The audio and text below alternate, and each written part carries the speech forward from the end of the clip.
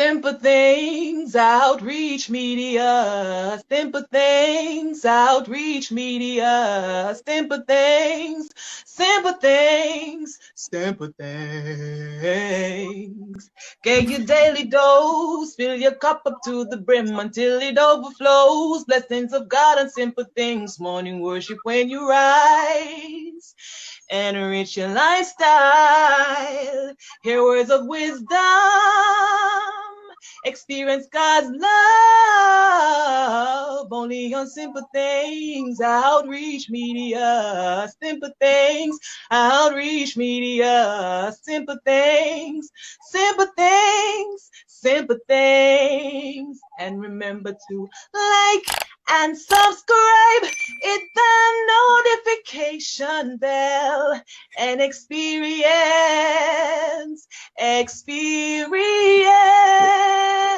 simple things. Outreach Media. Welcome, welcome, welcome, one and all. Welcome. Sorry for the delay. Sorry, I'm starting out approximately 15 minutes late. I was trying to get this thing set up on Facebook. I haven't gone live on Facebook in a while, so it took me a while to get things set up. But I think I'm set up now. So if you're watching me on Facebook, let me know if you're hearing me. Okay. I'm using my very, very old laptop, the one with the audio problems. So I don't know how good the sound card is. So if you're watching me on Facebook, let me know. Simple Things Outreach Media is live. Sunday evening is alive again. Welcome, welcome, one and all. Tell a friend to tell a friend and come right on over. We have another very interesting topic this evening. And remember, it's an interactive program. All right. So bring a friend, tell a friend to tell a friend. And especially church folks, these are things we don't get to talk about in church. And we don't often preach about in church. So, grown folks business. Okay. So we're going to delve into another interesting topic this evening. Thanks for coming in, everyone. Thanks for joining. If you're watching me on Facebook, please just let me know. Some of the clips and that sort of thing I'll be sharing on YouTube. You won't be able to see them on Facebook. All right. Because I'm not using the streaming software on Facebook. I'm just going live with my own device. All right. So if you're watching me on Facebook, let me know if you're hearing me clearly, if everything is okay. The camera seems okay to me over here. It's quite a while I haven't gone live on Facebook. I don't even know where the chat is. Let me look that up. Where are you? Where are you? I don't even know where the chat is right now. So somehow, some way, reach out to me and let me know if you're watching me. Okay. Let me see. Let me see what's going on over here on Facebook, okay?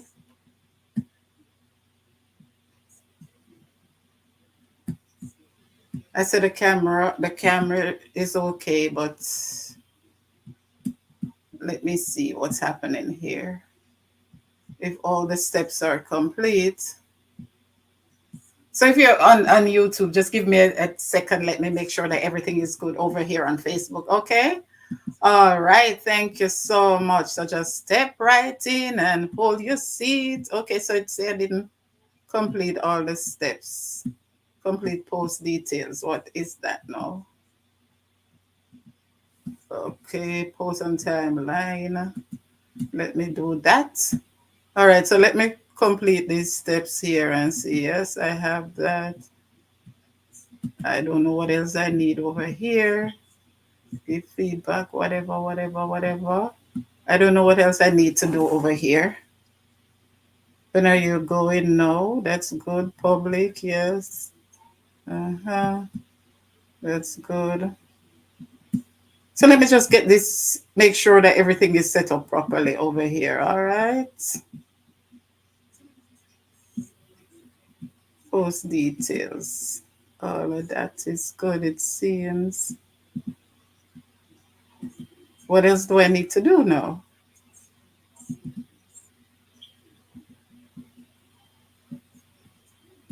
me see what else I need over here. All right. And then what else do I need to do over here? Everything seems good. So I can't see what else it's telling me to do here. Connect video source. That's good. Complete. Okay. Thanks for coming in, everyone. I see you, Green Nation, AG. Thanks for coming in. I see you guys. I'm trying to connect on Facebook as well. All right. So bear with me because it's been a while since I haven't gone. It's been a couple of years. I used to go live on Facebook before I started my YouTube channel. So I'm trying to go live on my Simple Things Outreach Media page. So let me just make sure that everything is everything. It's been a while and I don't quite remember what and what you need to do. So I see my camera is good, but it's still not giving me the options now to complete post details. I did that. So why is this not, let me go back and see something. All right, so just bear with me, guys. Share with a friend if you can. Give a thumbs up. We have a very interesting topic coming up this evening. Let me just make sure that everything is good right here, okay?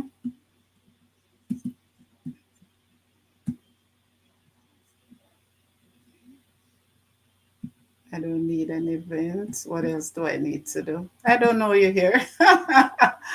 Ooh.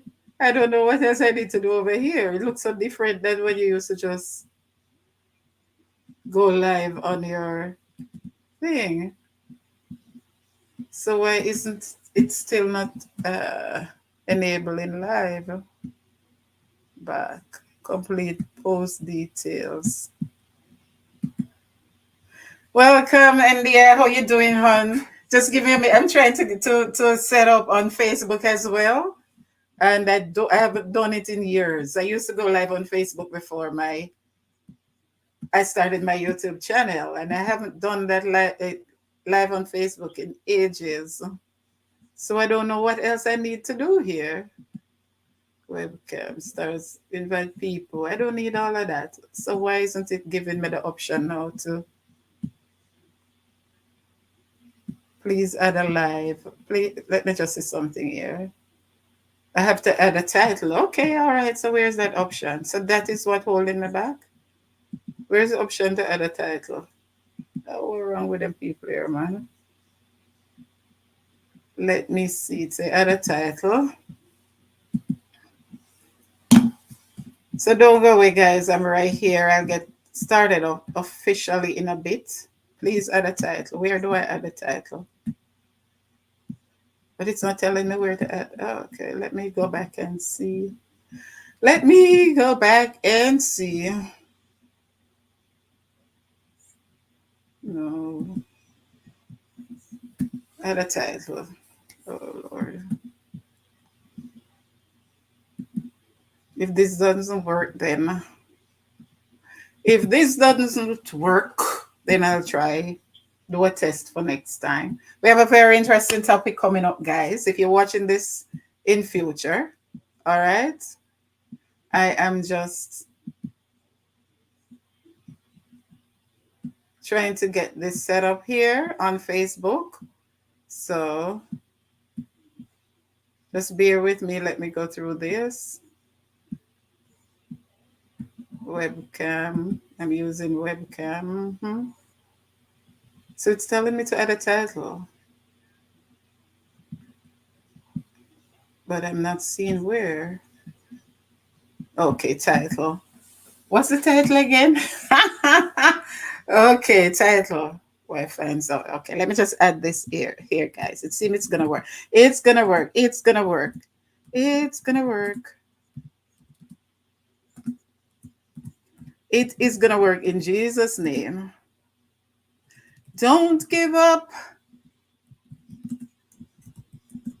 Mommy Simple don't give up so easy. Unless it's something that if it's something that really not important, I'm not gonna break my neck over it. But if it's something that's important, I don't give up that easily. It's gonna work in Jesus' name.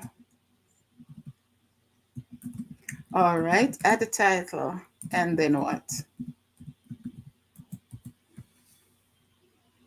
Description. Okay. I don't have much to say in the description right now. Save. And what else after that? Okay, complete post details. Then go live. Okay, it's gonna work. It's gonna work. It's gonna work. Okay, yes, live on Facebook. I tell you, yes, man. Thanks so much for coming in, guys. If you're joining me live on Facebook for the first time, this is my new series. All right, Your Heart's Desire Show. And this is Church Chronicles, because over here we talk the things that we don't get to talk about in church. Okay, so it's not just for church folks. Don't be offended. It's for everyone, all right? But this is a focus on church, more so church folks. I'm live on YouTube. If you're hearing me clearly on Facebook, let me know. I don't even see. Okay, comments. Yeah, I see the comments. Let me know in the comments. Feel free to hop over to YouTube and join me live right there. All right, so we're going to restart. Let's do it officially. Let's go back and do it officially. Welcome again, guys, on Facebook and on YouTube. Let's go back and do it officially, and then we'll pray and start up. All right? Thanks for the love. Thanks for the support. So we're going to go back and start up officially. Simple things, Outreach Media. Simple things, Outreach Media. Simple things, simple things, simple things. Get your daily dose, fill your cup up to the brim until it overflows. Blessings of God and simple things. Morning worship when you rise. Enrich your lifestyle. Hear words of wisdom. Experience God's love. Only on simple things. Outreach Media. Simple things. Outreach Media. Simple things. Simple things. Simple things. And remember to like and subscribe. Hit the notification bell and experience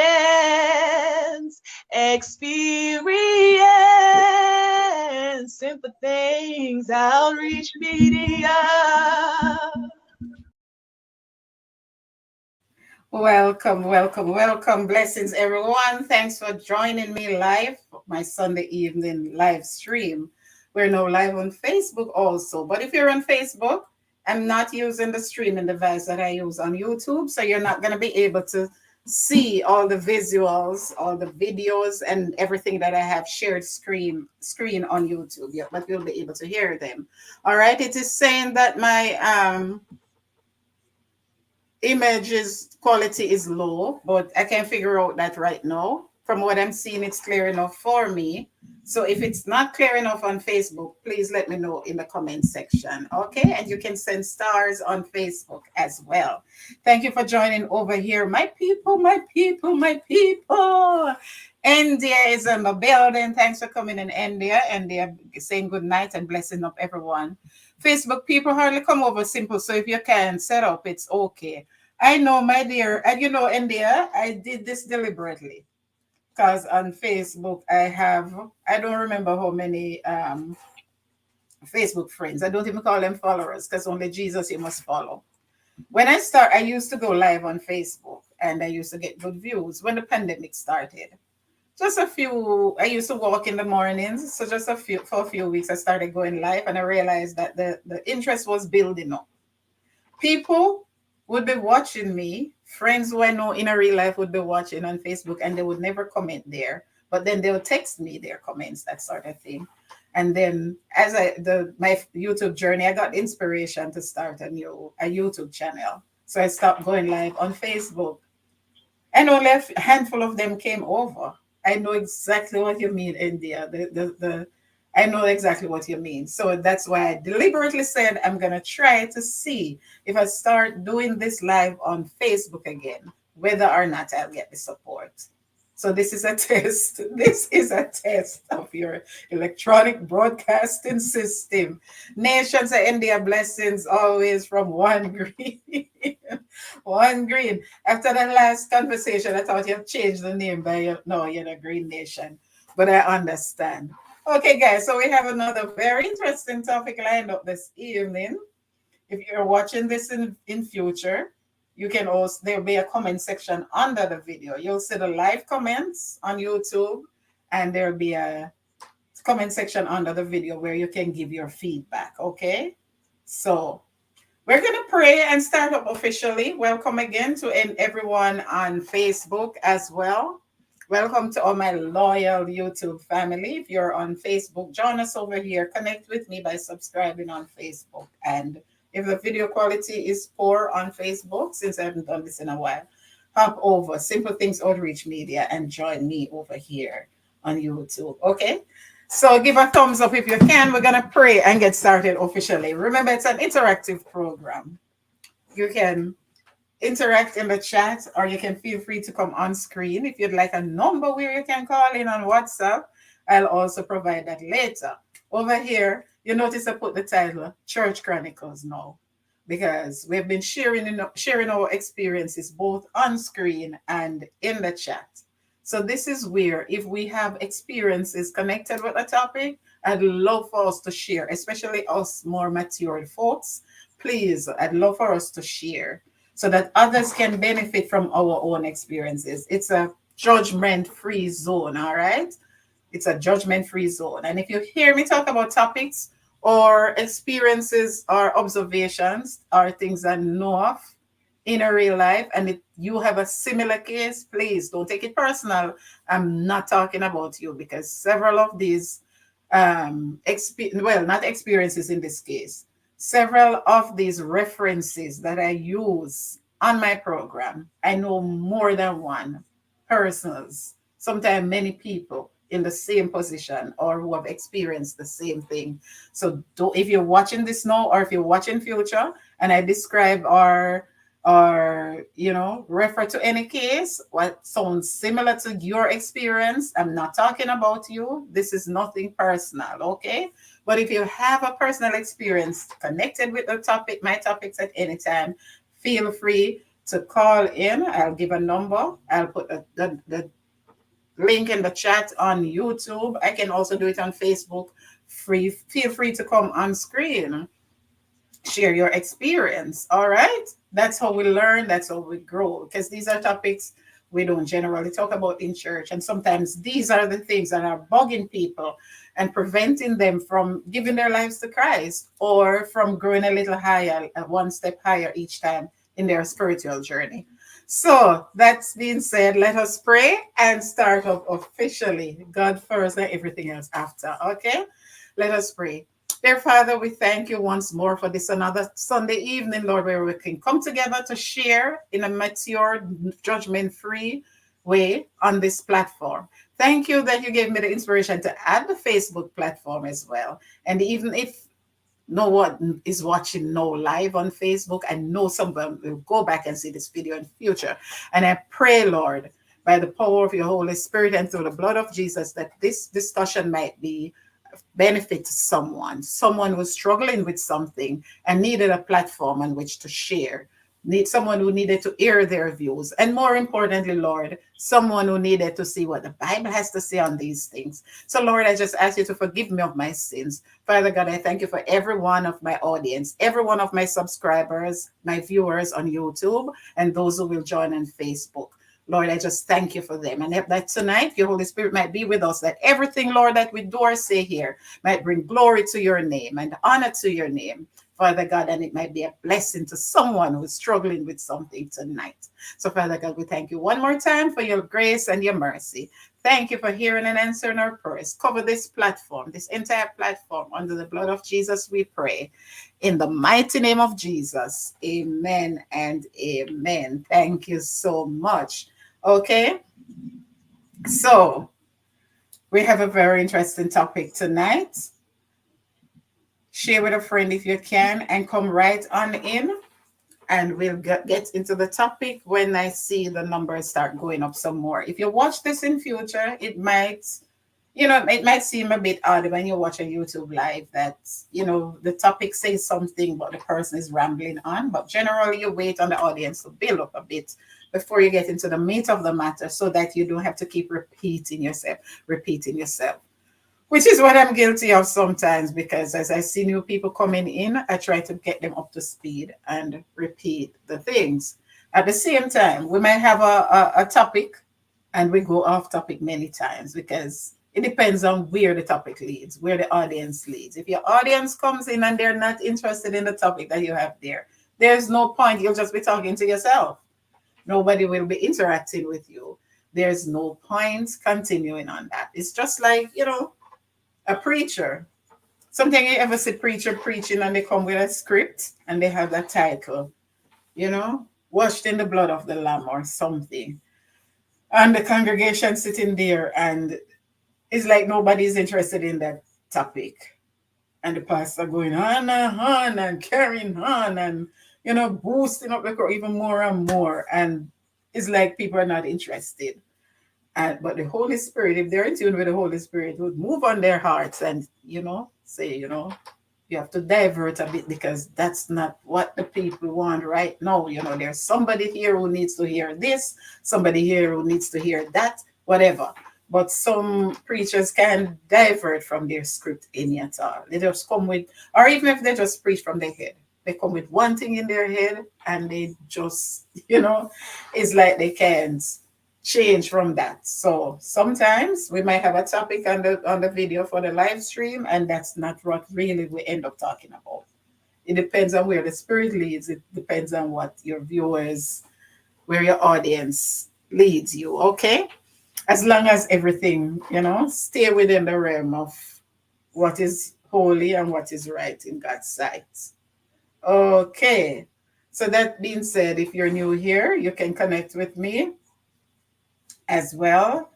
And if you have a story you'd like to share, you can reach out to me. If you're on Facebook right now, Simple Things Outreach Media. If you're on YouTube, that's my Facebook handle. And you can also reach out to me on IG. As I said, if you're on Facebook, I'm not using the streaming device on Facebook. So everything that I share on screen, all the visuals, you might not be able to see. But if you're on YouTube, reach out to me as well on Instagram right here.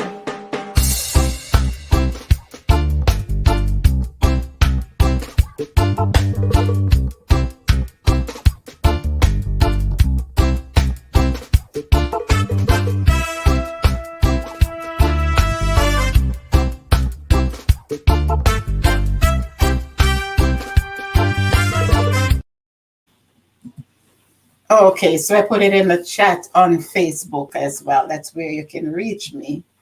Okay, so many things has happened this week. By the way, I think I need to do a live on this if I have some time in the week.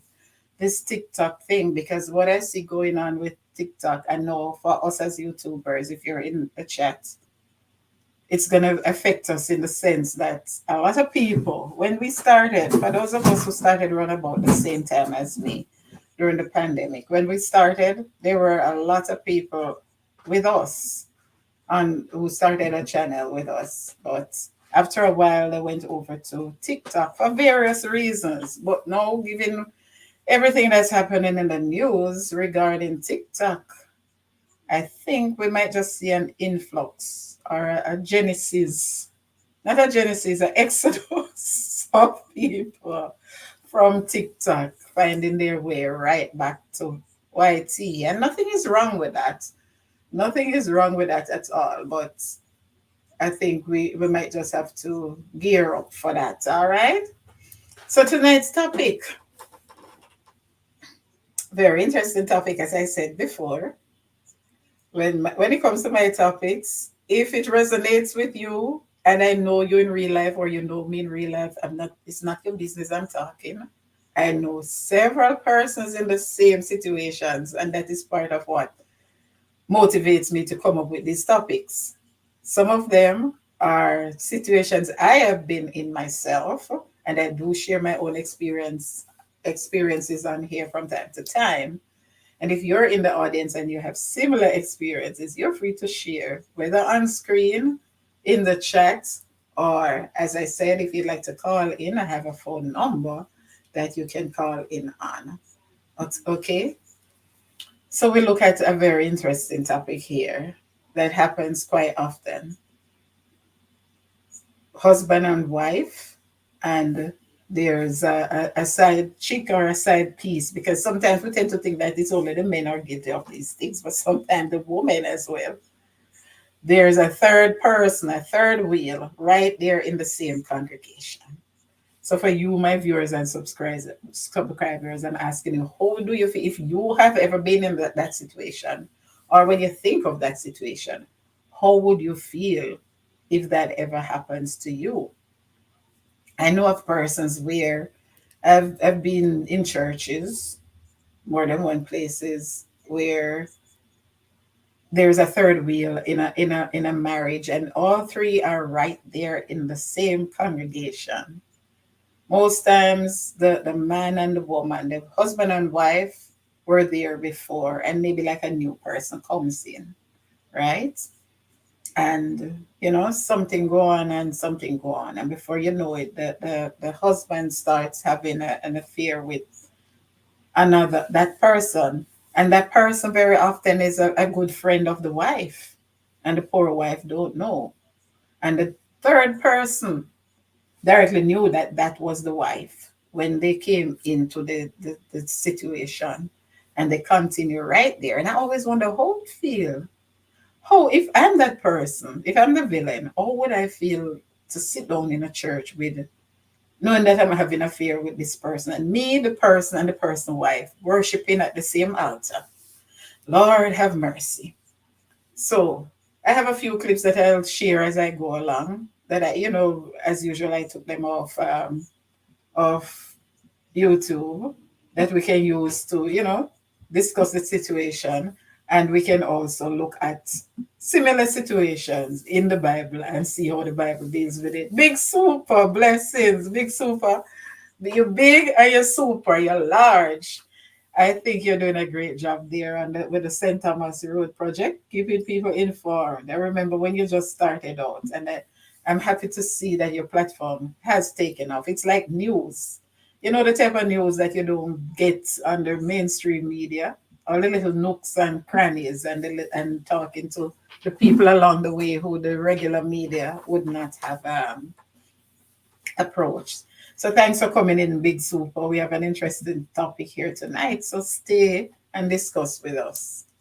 Yes, guys. So I've seen situations like those, and I've never been in a situation like that. But I remember I was approached at one point when I just came to this country, and I started going to a particular church. And as I said, if you know me in real life, and the situations I describe, my experiences or my observations might sound familiar, and you might think I'm talking about you, but I have several cases of the same situations most of the times. So it might sound like you, I'm not talking about you.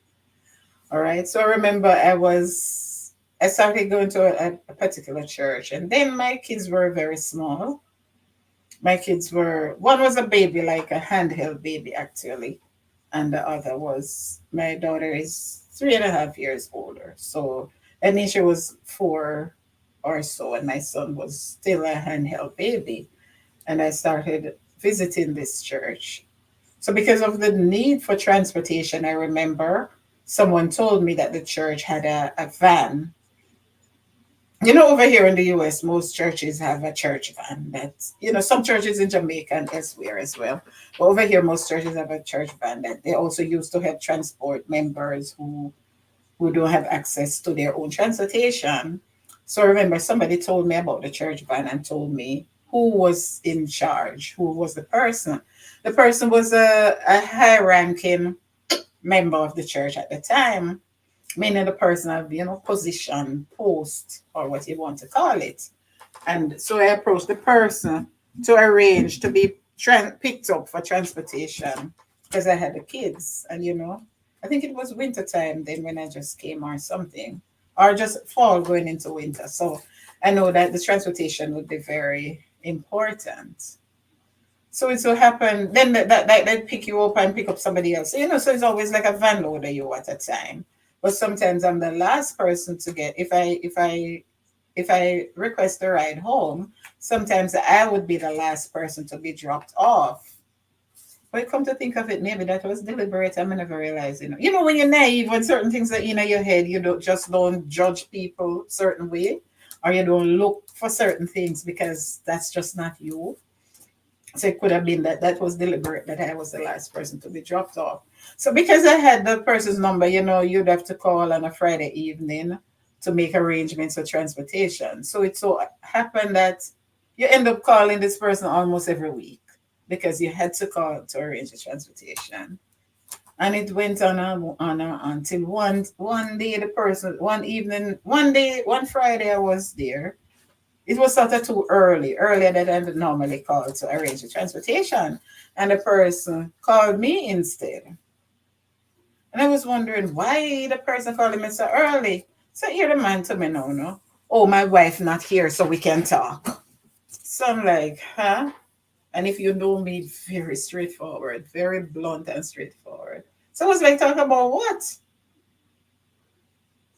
They want to invite me out to wherever, whichever place. I'm like, tell me something.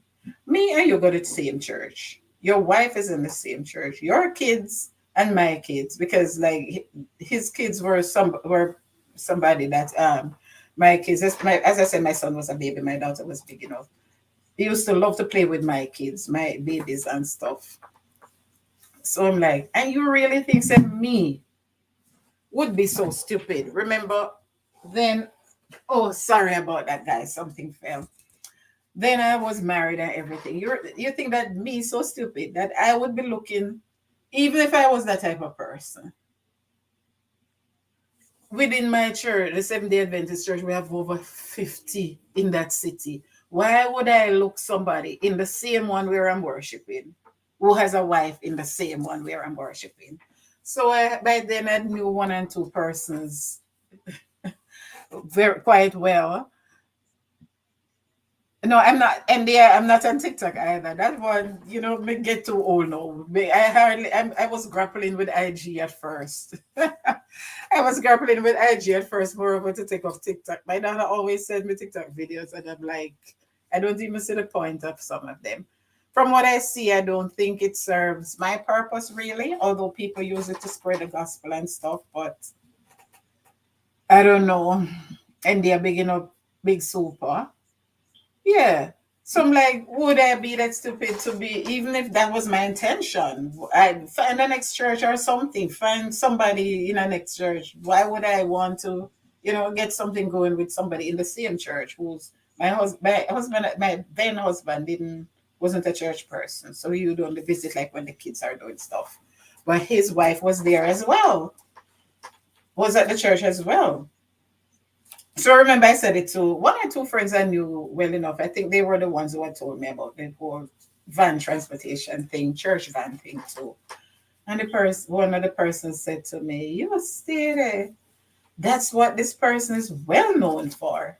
Every new person who comes in, every new skirt, so to speak, who comes in, he tries to recruit them and whatever, whatever." I'm like, oh. So one day we were, I think it's we have a lot of social activities like Mother's Day thing, this, that, brunches, this, that. And one day we were at one of those events and I was going up the stairs and he was behind me. And the man passed a remark. And I turned around and I said, listen to me. This is the wrong person, because all those other women I hear of that you're recruiting or whatever you want to call it. I am the type of person who will go right there on the rostrum when you are up there, ministering, carrying out, or whatever you're doing, leading out.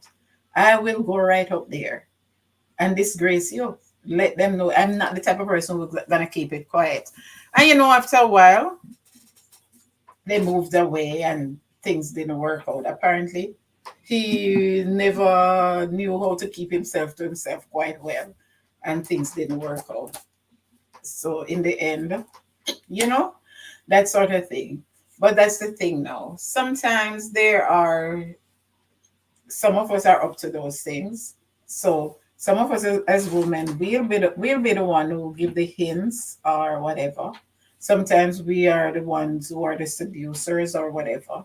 Sometimes we're not. We're just the innocent one who gets picked on. But for some reason, maybe we're weak, or maybe we go on like we're quiet or whatever, and we're up to it and we give in to it. So I don't know. How do you feel about that sort of thing? If you have you ever been in that situation? And if so, were you ever approached? And if you're brave enough, if you've ever been the third wheel in any way, shape, or form, and you're willing to share, feel free to do so, to share in the chat. So thanks for coming in again, everyone. If you're joining me on Facebook for the first time, hi, my Facebook friends. Welcome, welcome, welcome. Blessed Holy Ghost, we welcome you. Come with fire and fill this temple. Holy Ghost, we welcome you. Yes, thanks for coming in, everyone. Share with a friend if you can. The discussion continues. Please feel free to put your comments and feedbacks in the chat. I have some clips that I want to share as we go along, and we can use that to develop the discussion. But as I say, everything in a one. And we were talking about TikTok just now. India says she don't post on TikTok. I remember when after I started out this platform, one of my niece was very helpful. Whenever I'm in Jamaica and I do those vlogs and you hear me mention my Storm Fam crew, she's the person behind the camera. She's the person who goes with me when I go to, do all those little expeditions and that sort of thing.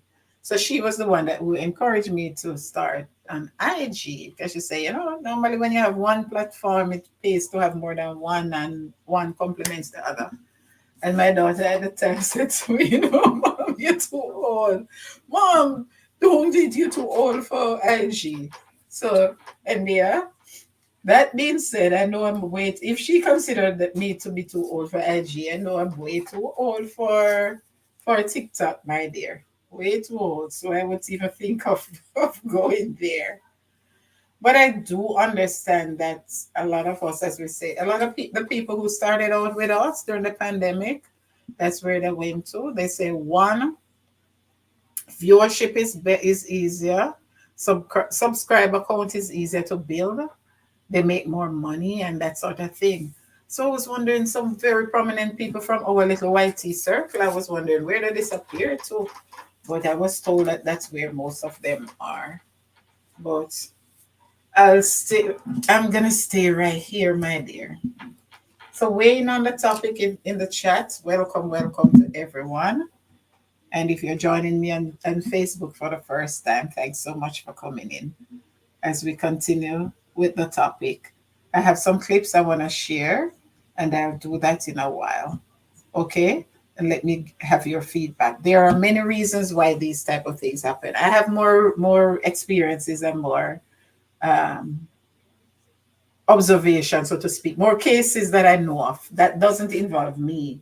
All right. So I'll be sharing those as well. Thanks for coming in, everyone. And as we continue to share together. Simple things, outreach media. Simple things, outreach media. Simple things, simple things, simple things. Get your daily dose, fill your cup up to the brim until it overflows. Blessings of God and simple things. Morning worship when you rise. Enrich your lifestyle. Hear words of wisdom. Experience God's love. Only on simple things. Outreach media. Simple things. Outreach media. Simple things. Simple things. simple things. And remember to like and subscribe, hit the notification bell, and experience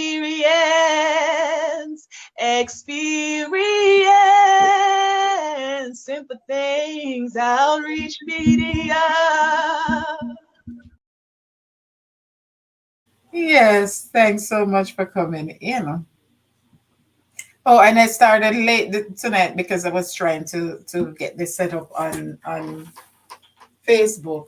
Also, because the time change over here, so it is what now? 9:08. It's 8:08 regular time, but Eastern Standard Time. We change. In the spring, they have a little saying, spring forward, fall backward. So we're now 1 hour ahead. So 7:15 is no broad daylight where I am. So I'm starting at 8:15 instead. But this evening we started like 15 minutes late. So, yeah, man. So then there's the case, quite a few cases I know of in churches that have been a part of the same thing happening where, like, it's a home wrecker or whatever. But tell me something, in cases like this, who do you blame? Do you blame the husband who goes after the side chick, the third wheel, or do you blame the woman? Because when the husband and wife are members of the same church, where the party who is at wrong, because it's not always the man who is at wrong, women do it as well, where the party who is at wrong goes after the third person to start that affair with, who do you blame though? Because if it was me, if I'm the wife and my husband, me and my husband belong to the same church, and he started look, so to speak, as Jamaicans would say, what am I, a church sister? I'm not gonna blame the church sister, even when the church sister knows that that is my husband, he's married, they have kids, or whatever the case might be. I don't have no the church sister not obligated to me in any ways. The church sister is not. It's the husband who is obligated to me. But several times I see people disgrace themselves. Women, even right there in church, women will disgrace themselves by going after the woman, fighting the woman right there in church. I'm not even approaching her. I don't get. She's free to do what she wants. You know, she's not obligated to me. But my husband is obligated to me and his family. You understand? He should know better. Yes, the woman should know better as well, but she free, single and disengaged. She free to do what she want. But he is a married man, and at the same time, I can't see. I don't know. I don't know. I'm not judging. I'm not trying to judge, but I just can't see why you would want to approach somebody in your own church where both you and your husband are members of that same church with the same person. And every week you want to tell me that the three of you are going to go to church and worship together. How do you feel? How do you feel? Or even when the pastor preaching on things like those, adultery and whatever, you don't feel any little way. Are you so cold hearted that you don't feel any little way about it? No, man. My God, man. I don't know. Some people are cold or them tough. Them tough. So thanks for coming in, guys. Share if you can as the discussion continues. I have some clips I want to share with you, as I said. So I'm gonna share the first one now. Oh Lord, I should have looked at the name of let me look up the name of this video clip because I like to give credit where credit is due. I'm not gonna just take a clip from somebody's video like that without Mary Curon. Okay, this one is African. Mary Curon. Let me put it in the chat. I don't like to just take a clip from somebody's video without even giving them the credit. So the name of this, Marycuron. Right. That's the channel from which I took this clip. So Let's go ahead and share. I'm going to share the first video clip and then we can discuss it. Mary Curon. I hope I'm pronouncing it properly. Okay. All right. So let's take a look at this one. As I said, if you're watching on Facebook, you won't be able to see the clips or so, or any of the audio visuals that I'm sharing, because I'm using a streaming platform on YouTube, which I'm not using on Facebook. I'm just going live straight on my device on Facebook. But I'll break it down for you after I show you. Okay, so let's take a look at this, guys. My son, I know what he likes. You know that your son, he likes those flying fly, but you know me, I'm born again. At home, you can dress up to look more attractive for your husband. Please. Am I not okay? You are not. You are not okay. Okay, so let me break that down for you now. But this one is just acting, really. All right, this one is unlike the others that I use sometimes that are real or real to life. This one is just acting. So what happened is this in this one is that the mother-in-law, which is the lady on the left, was, I don't, she was like going somewhere, and then she saw her son, who is married to the lady on the right. Right? She saw her son in a parking lot with a, like sort of making out with a young lady. So she likes her daughter-in-law a lot. So she ended up going to the mall to get some, some outfit, some attractive, appealing, sexy outfit for the for her daughter-in-law, for her son's wife, and a wig and stuff. Then she went to look for went to their house to visit them. So she didn't tell the daughter-in-law what she saw, but she was advising the daughter-in-law that, the way you carry yourself at home, which is a big thing, that is one of the major culprits us as church people. And I know I'm guilty of that even when I was married. But when I was married, I wasn't interested in trying to, especially since I came here, in trying to attract. I was more interested in trying to repel. So I deliberately made myself look unattractive because I was dying to get out of the marriage. So I don't know what you think of that, but me, I'm going to be straightforward. I deliberately tried to make myself as unattractive and unappealing at home. So let me see the comments here, what she was saying. Okay, NDS says, oh, unlock, welcome, welcome, welcome, welcome. Blessings, we unlock, how you doing? I saw you send me your links, but like today on a Sunday, that hour of the day is busy. It's either I'm sleeping if I work the night before, or it's busy time for me. That man not easy. Oh, which one? I think you're delayed, India. You're a bit behind. You might be. Oh, you mean the one I was sharing with my experience, the church van driver, simple church people by the sea. You better believe it. Oh, so he's a professional cheat. Yes, yes. I think you're a bit behind, India. When you hear this, you can refresh. Yes, that's what I was told. That he's well known for it. Right. So in the clip I just showed, so what the mother-in-law do? The mother-in-law loves the daughter-in-law, his son's wife, her son's wife a lot. So what she did was try to help them. So she bought the stuff and went to the house and told the young lady that, you have to make yourself more attractive at home, or your husband will be led to. I'm not gonna say he will, because that's a choice. No matter what anybody say, cheating is a choice. I can make you cheat, you can make me cheat. It's a choice that I make, an intelligent, informed decision that I make or you make.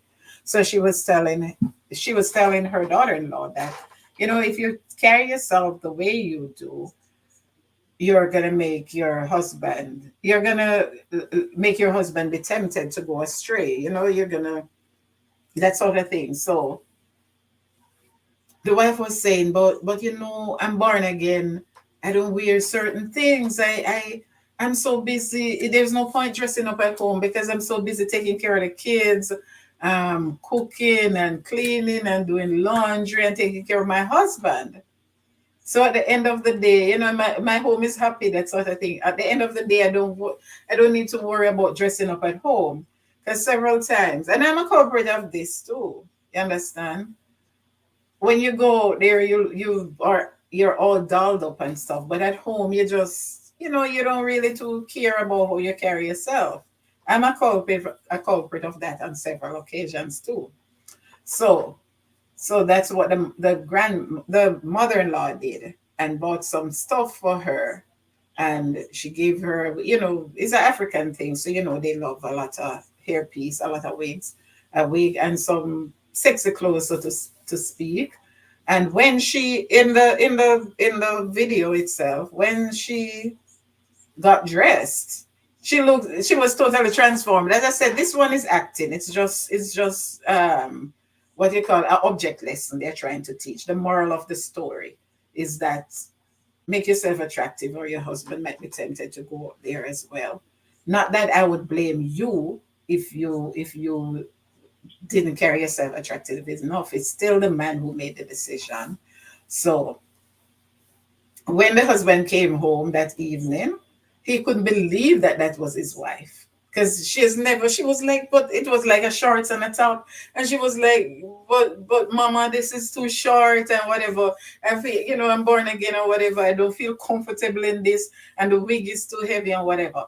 But you could see the total transformation. And the husband was so pleased, so happy. So the mother was like, I need to talk to you. And because he didn't know that the mother-in-law had seen him with the other girl, with the other lady. And that his mom, when his mom told him that I saw you out there with this other lady and whatever, and he was like, I hope you didn't tell my wife though. And she said, no, I didn't, which was very noble of her. She didn't tell the daughter-in-law that what she had seen. She just did it in a very discreet and professional way by suggesting to her, like sometimes if you have bad breath or so, you don't have to go embarrass somebody and tell the person that they have bad breath, but you can be discreet like that. You can, like, let's say mouthwash. You can say, oh my, let's say you're on the person or co-workers, you or whatever, you have a close relationship with that person. You can bring up the conversation about mouthwash or whatever brand is good, and that sort of thing. You don't have to go blast the person and embarrass them, that sort of thing. So that's what she did. And the husband was so when he saw the wife and how she looked at home all dolled up and stuff, and the wife was so pleased as well with the attention that she was getting from her husband, that she thanked her mother-in-law so much. So that's what that one was about. I'm gonna play it again. Now that I give you the perspective, I'm gonna play that clip again. But I see Wild Rich in the building. Thanks for coming in, Wild Rich. Hello, simple things. What one, Wild Rich? Let me see what India set up here. I wish every woman would be brave and strong enough to let them know it can't work. Yes, India. I think you're delayed a bit, India. When you catch up with this comment, you can just refresh. Just touch the live button on your screen and refresh. Yes, but you see, some of us as women, the Bible says, from the abundance of your heart, the mouth speak it. Or in other words, in everyday life, people say, um, as a man thinketh so. Well, the Bible says, as a man thinketh so it is he. And in the regular world, we have other adages for that too. Sometimes the thing is in our heart, but we just have never been in the situation before to bring it out. And that's why it has never happened before. But if the right person or the wrong person in this case, if the wrong person approaches you at the wrong time, believe me, it can happen. All right. So, Medea, yes, Wild Rich. Wild and out. Yes. So let me share the clip again, and and you can tell me what you think. All right. So if you're joining me on Facebook, remember you're not able to see the clips, only on YouTube. But feel free to hop over to my YouTube channel. The same Simple Things Outreach Media. Connect with me and join us there, because you're able to see more and you're able to interact with more people in the chat. Thanks so much. So let me run the clip again. Run the track. Now that I give it a perspective and we can discuss it. My son, I know what he likes. You know that your son, He like those fly, but you know me, I'm born again. At home, you can dress up to look more attractive for your husband. Please, am I not okay? You are not. You are not okay. Okay, so see, so I respect the mother for that. As I said, this one is just acting though. The mother, the son's mother for that, because she didn't put down, she never styled, as we'd say in Jamaica, she never styled the daughter-in-law. She was very honest with her, and she helped her by going shopping and bringing her some clothes that she saw. Because you notice she said, "My son, I know what he likes." And the wife was like, he likes all those fly. You know what that means. Americans would say fly girl. In Jamaica, I don't even know what My son, I know what he likes. You know that you are. I don't know what the term is in Jamaica now, but it's the husband likes all these, nice dressing, hot girl type of thing. A hot girl look. But she said no, but me, I'm born again. That sort of thing is not for me. So let me know now in the chat. What do you think about that sort of situation? Whether Christians are not born again, child of God, godly person, church person, whatever you call it or not. What do you think at home?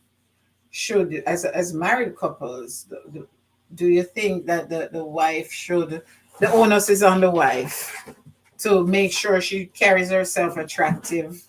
I mean, I don't know how you're going to be wearing how many bundles of hair and makeup and the long nails and stuff if you're a stay-at-home wife who is doing the cooking and the cleaning and all them things though. It's not always practical. There are gonna be times when you just need an old t-shirt and a tear up slacks or something, because you might be scrubbing floor, scrubbing bathroom, you're gonna have on long gloves. And I don't see with the lashes and the makeup and the bundles while you're scrubbing bathroom with all those cleaning agents and bleach and that sort of thing. But there are some people, even just to go to the mailbox, I know of women, even just to go to their mailbox, they have to put on their makeup. They're not leaving. They're not going through their door without the makeup and the lashes and that sort of thing. So let me see it in the chat. Let me know what you think about that. And for you yourself, how do you carry yourself at home, as with married couples in particular? Do you always try to make sure that you're as attractive as you can be, with what your idea of being attractive is, because it's different for everybody? Or do you sometimes let your hair down? Well, not let your hair down in this case.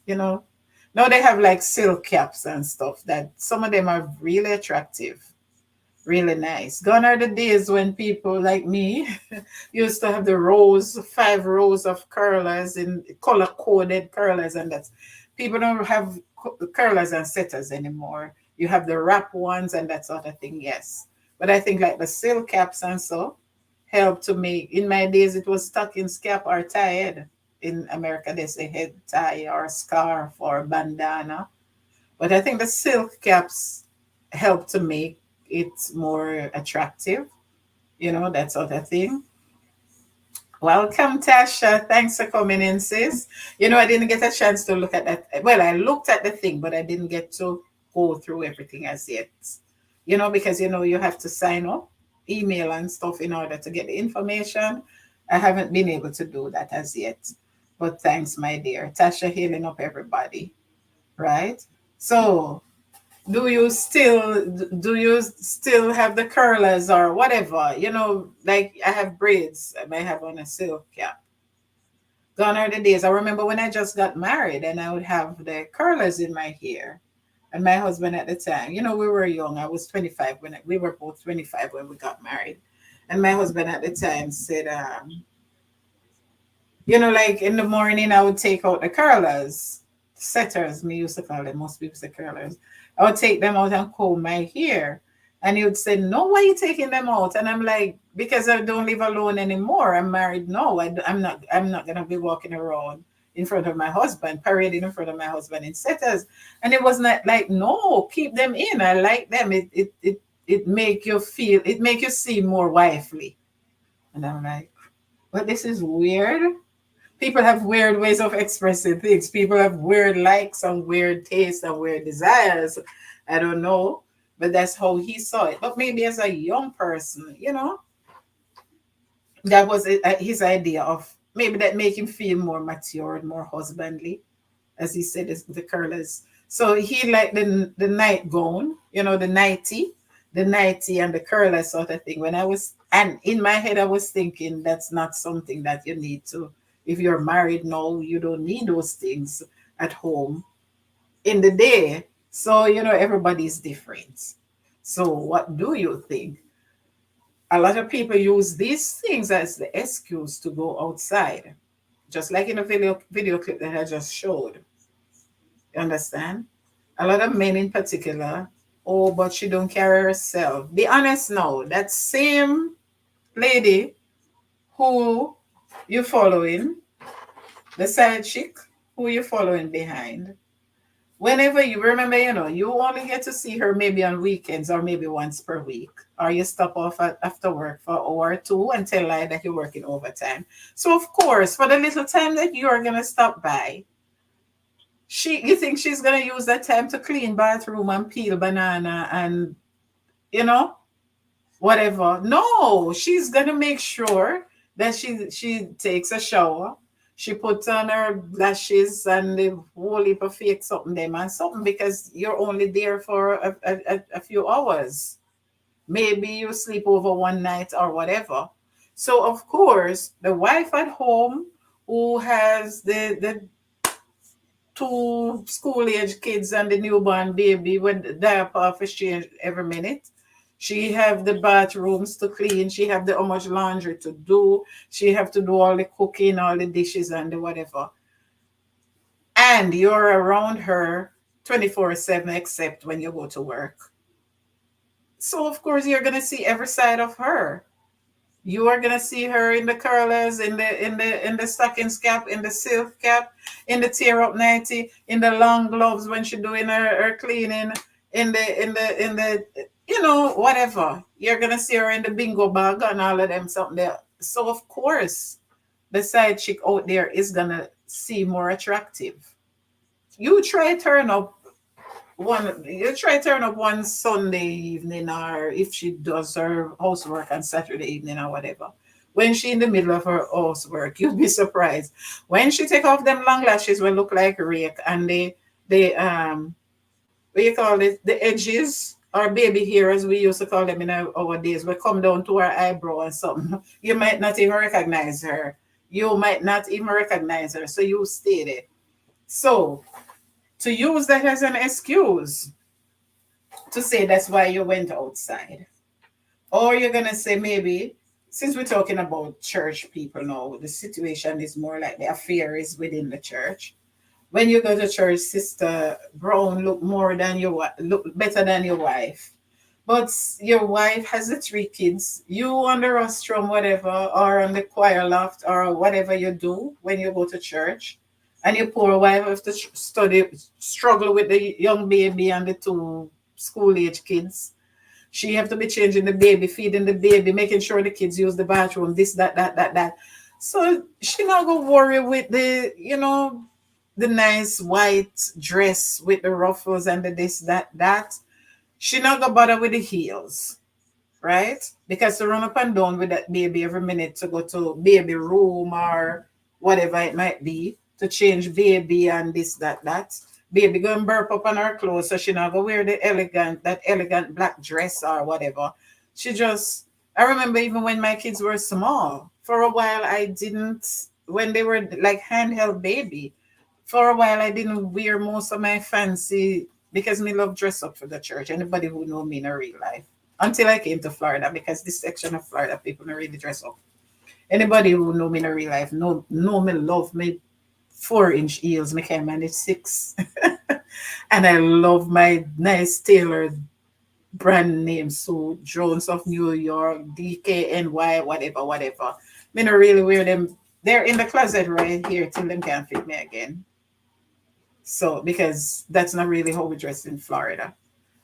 But when my kids were young, especially the church we were at the time had the basement. That's where the Sabbath school rooms were.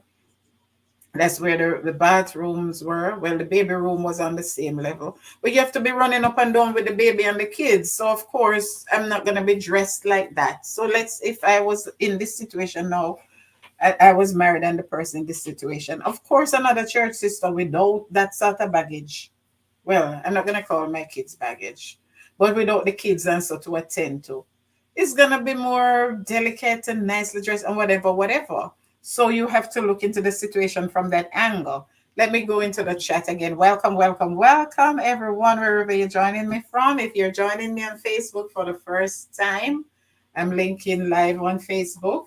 Please feel free to hop over to YouTube where you can get more because all the clips and all the other visuals that I'm sharing, I'm not able to share them on Facebook. So come over to Facebook, subscribe to my channel, and join the discussion over here in the chat.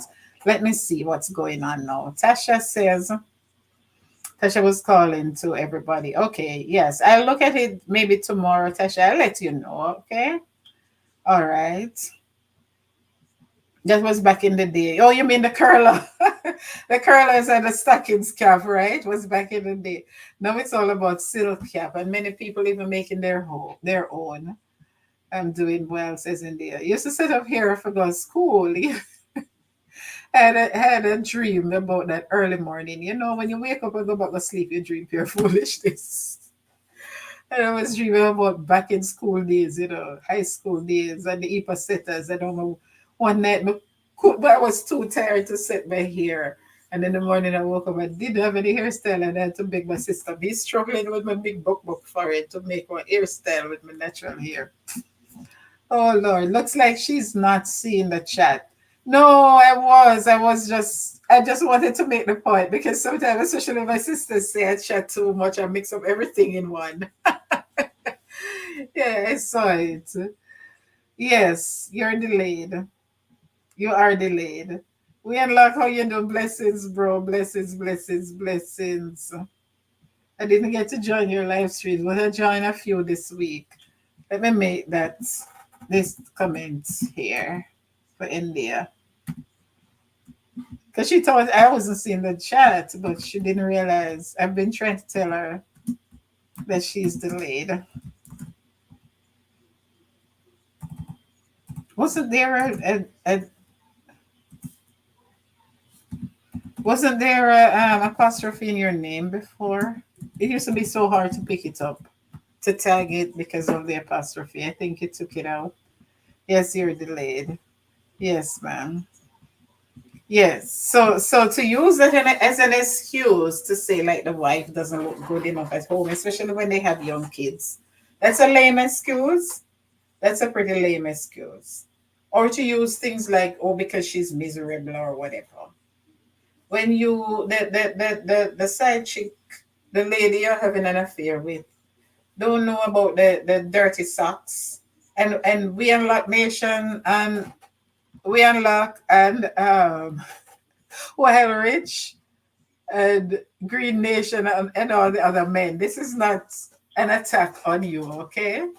But it's just facts. She don't live with you 24/7 to see the dirty socks on the couch and on the center table, even on the kitchen counter sometime or dining table or whatever.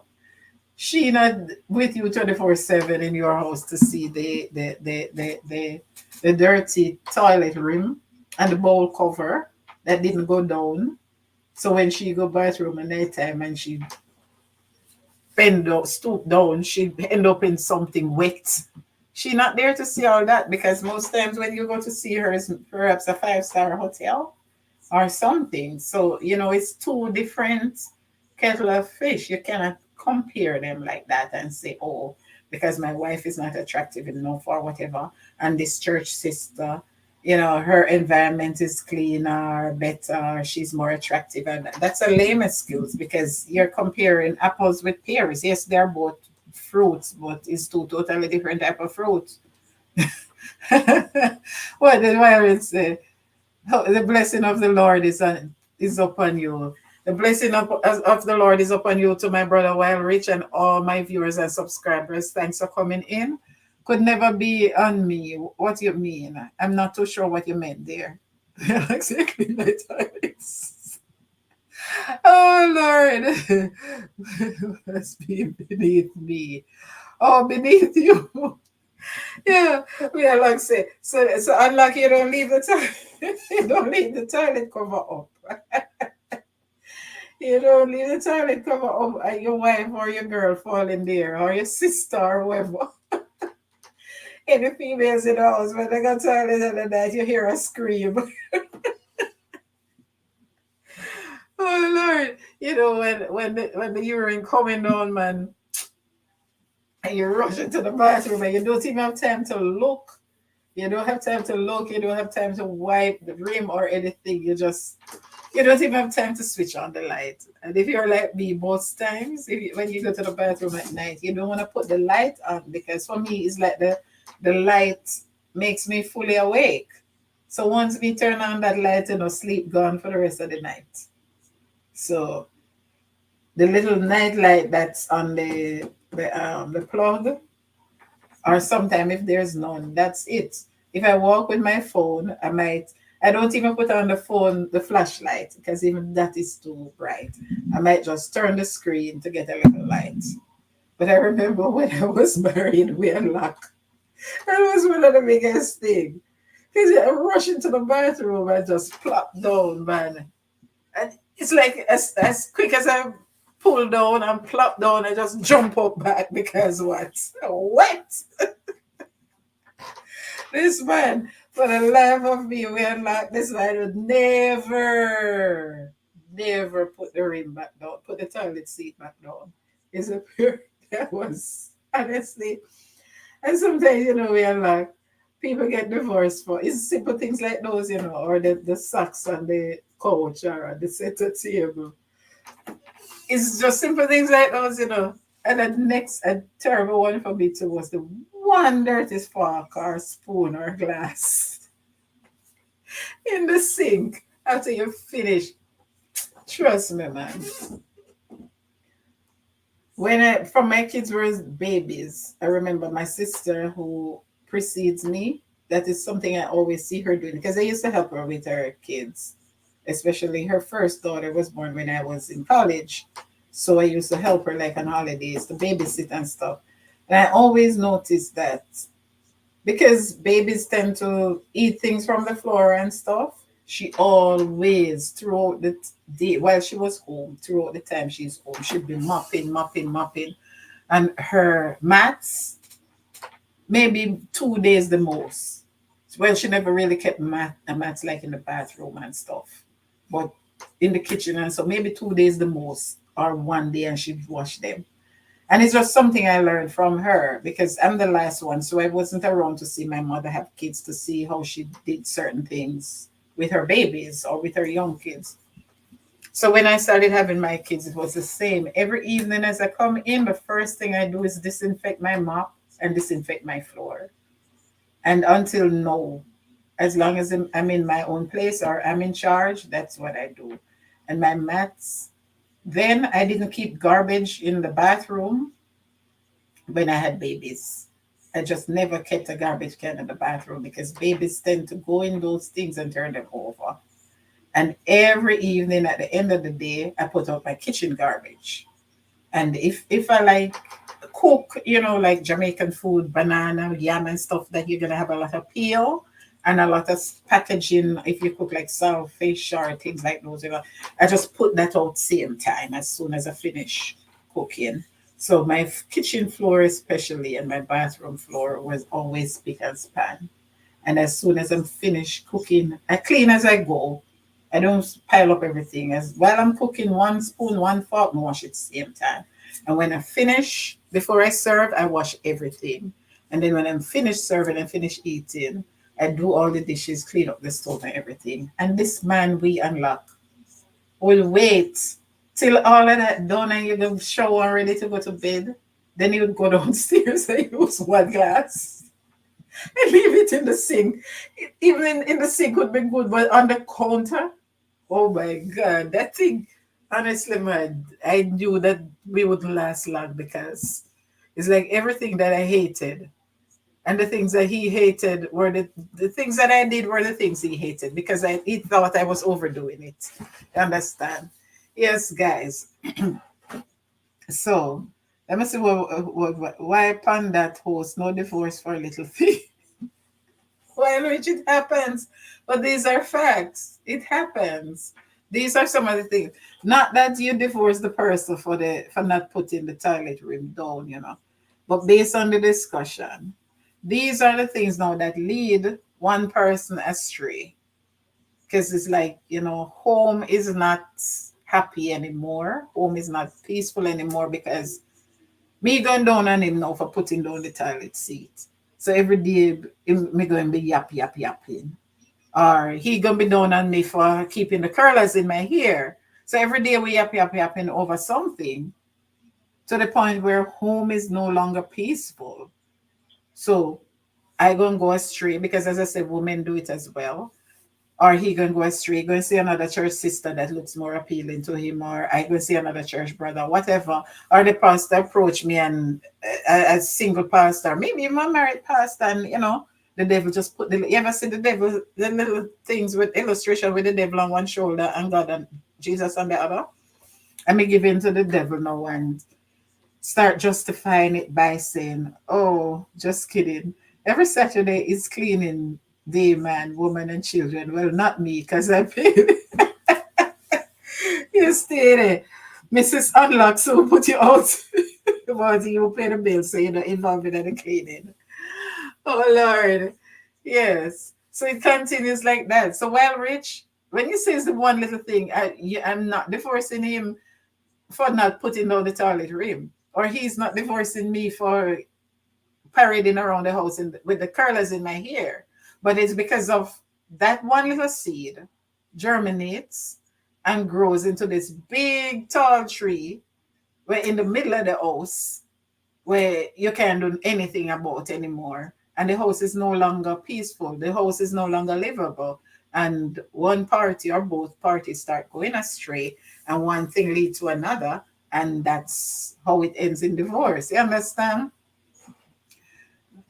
Let me go see these comments. What's up with women and toilet seat?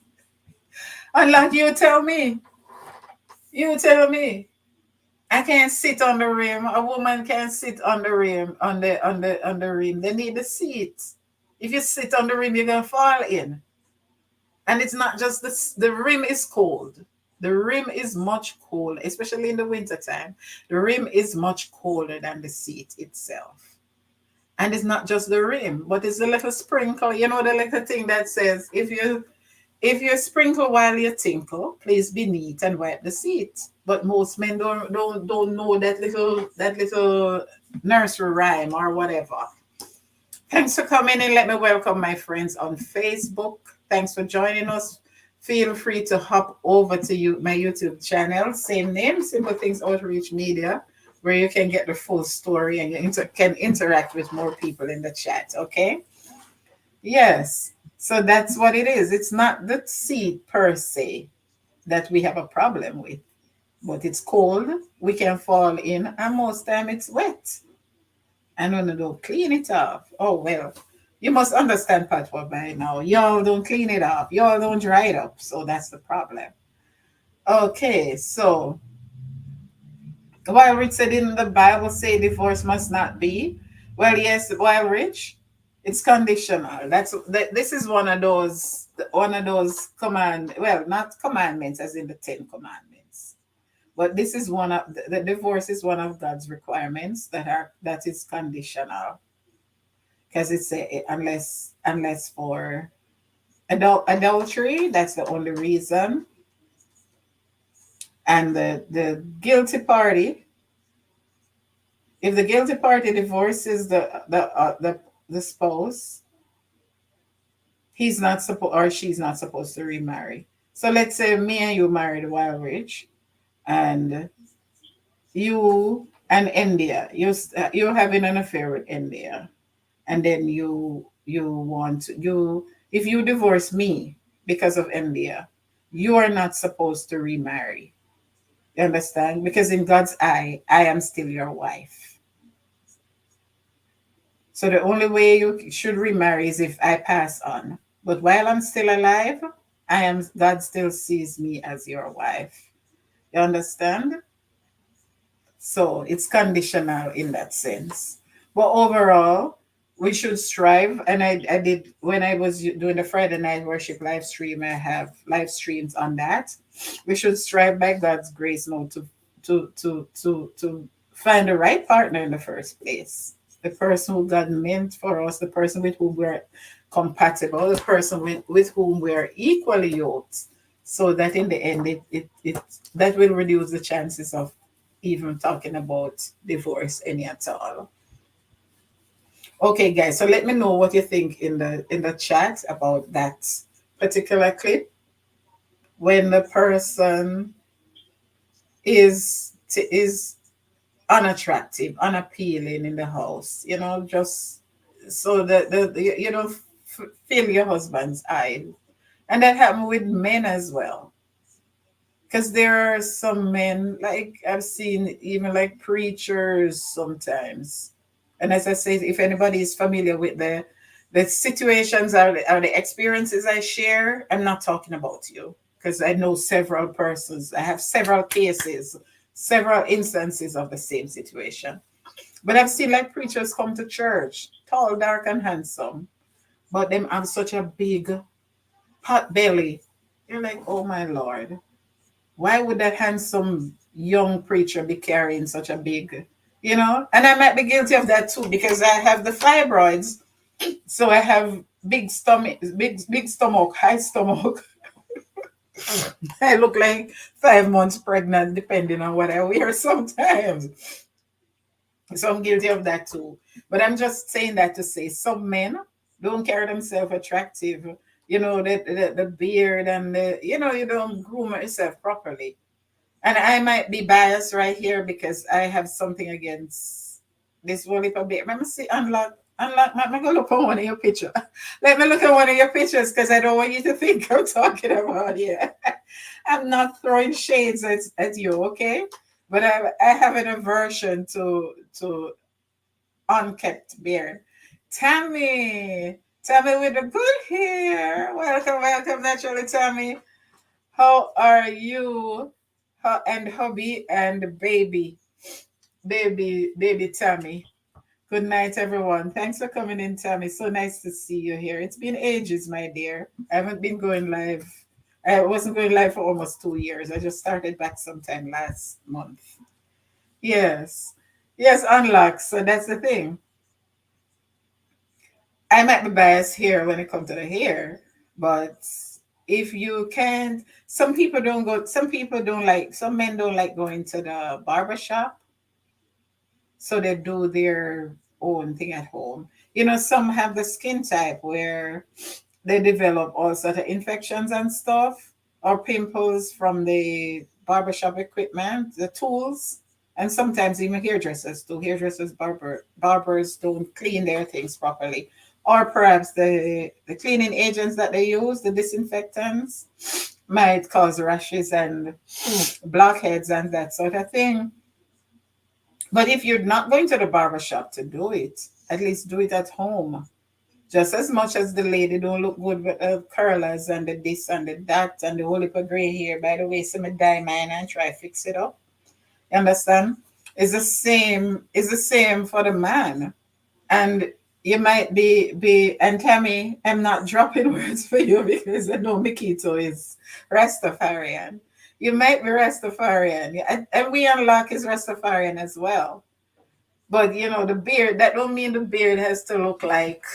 So I'm not dropping shades. I'm not throwing shades at you guys. But I'm just saying that don't mean the beard has to be matted and all over, make you wonder, oh, she kiss him. Him not have wife. Oh, him wife kiss him. Sort of thing. You know, you ever see some people, even not Rastafarians either, and I'm not throwing shades at anybody, but even some men, bald headed, but they have this matted looking beard. If it was locked, that might be fine, but it's not locked. It's just matted and ill shaped and all over the place, here in the nose and that sort of thing.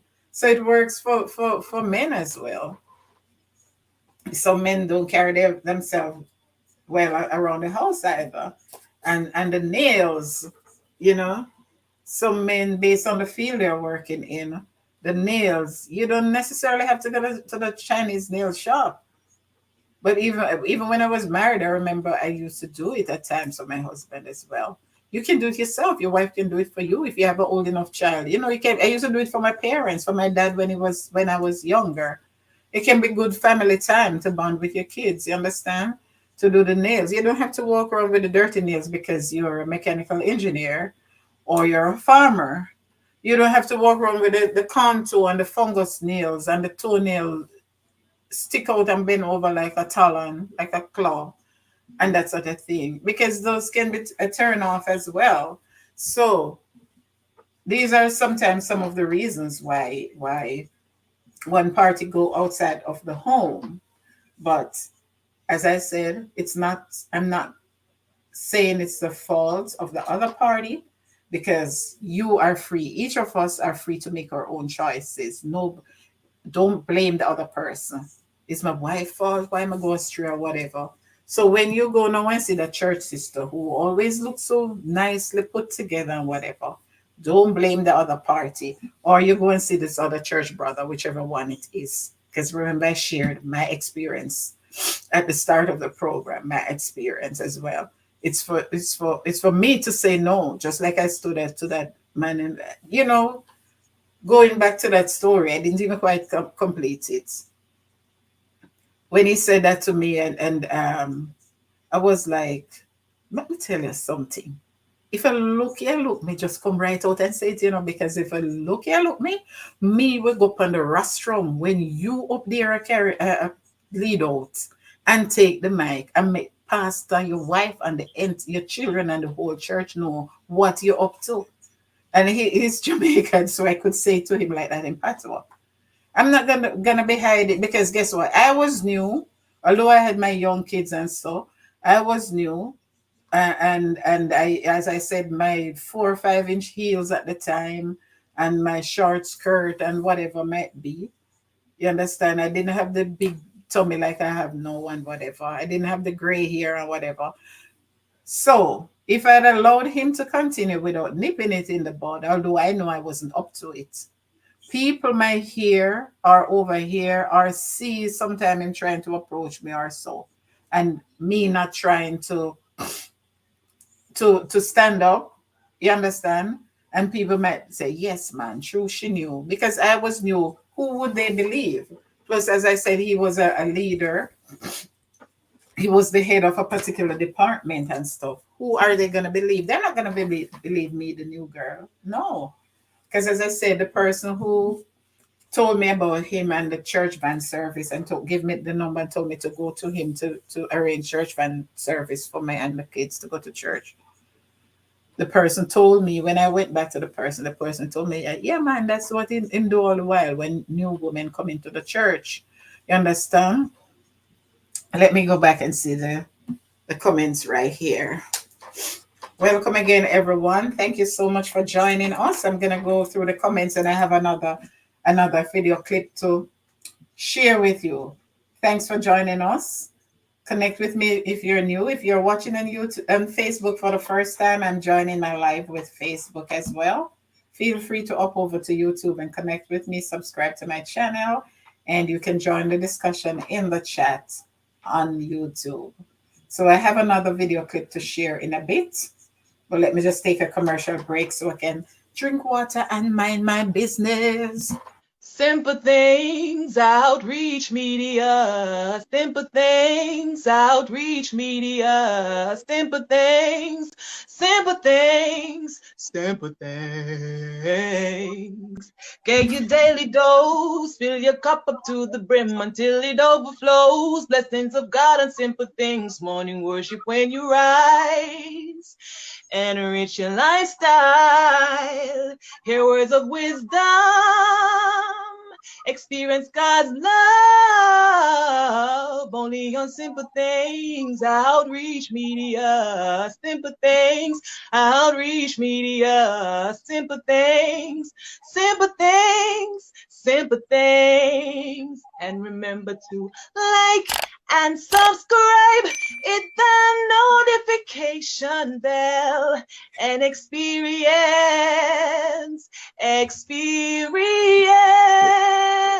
simple things, Outreach Media. Bless up everyone. So let me go into the chat now and see what's going on here in the chat. You two Rastafarian. Unlock what you're laughing at. We are good. How are you doing? I'm doing good, Tammy. Thank God.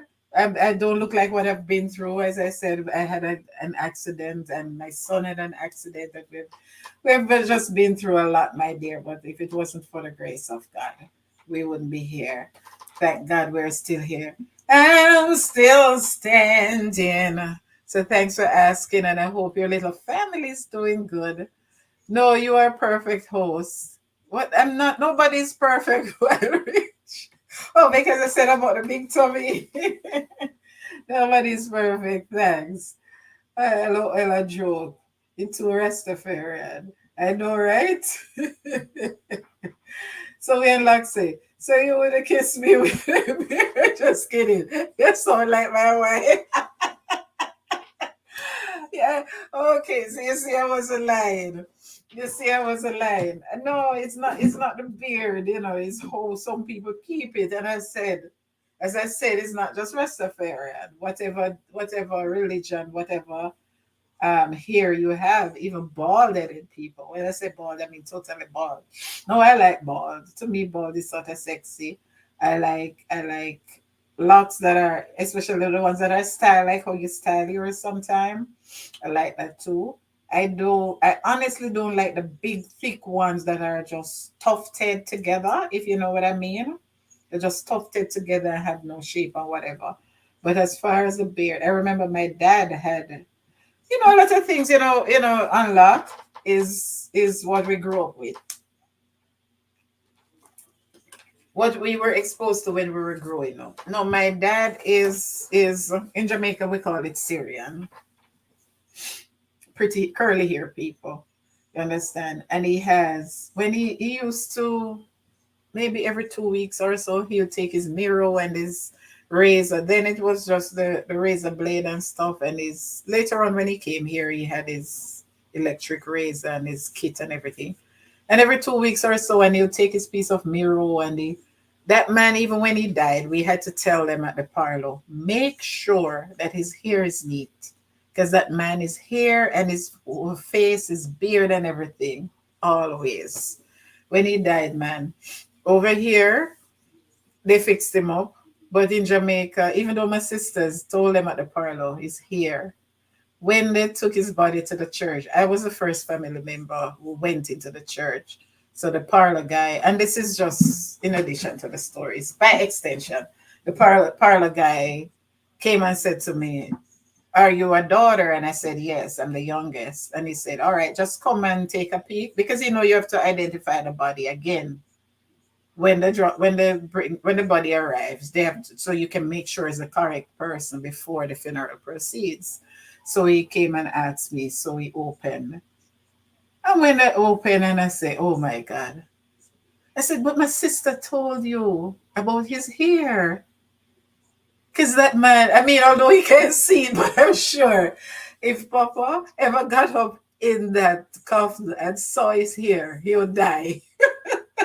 I said, my sister told you about the hair. So, I always have like a little thing of Vaseline because my hands are very dry. My skin is dry and lotion does no good to me. So I have to use like petroleum jelly, like Vaseline or coconut oil or something oily. So I said, but I called one of my other sister, and I got the Vaseline thing, and we just quickly, I had to get a comb from a bag and comb it down and something. We couldn't bury him like that the way he loved his hair. So what I'm saying, why I brought my dad into it is that from we were small, and then each time when he did his cut his hair and shave his beard, he would take her hands like this, the back of her hand, and just And it was so, you know how it's smooth in one direction and prickly in the opposite direction. And we used to just love that. Or sometimes we'd go with our cheek and rub it against him, and it's smooth and then it's prickly, and it's smooth and then it's prickly. So maybe because of that, we unlock growing up like that. Maybe that is why from an early age, that was a way of bonding with our dad. And maybe that for me psychologically was teaching me that an appreciation for close shave, right? For close shave men. It could just be that.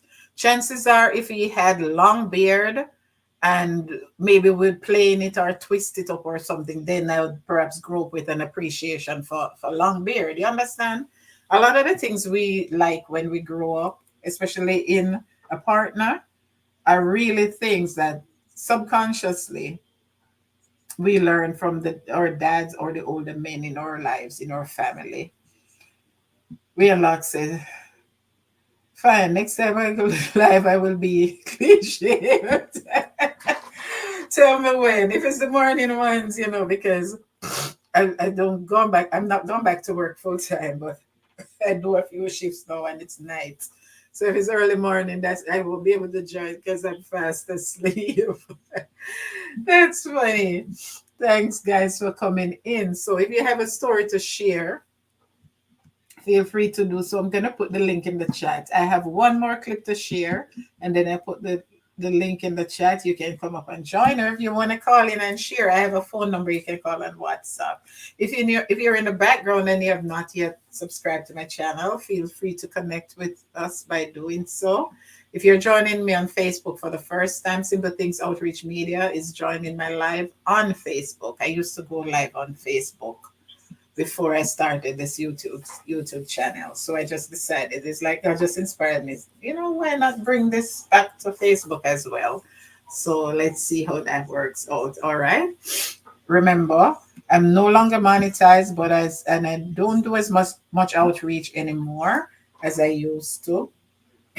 But you can still support this channel, this platform with PayPal or Zelle. I use my phone number or Zelle, so you can reach out to me if you'd like to support me by Zelle. I'll give you that information, or my PayPal link is in the description of this video.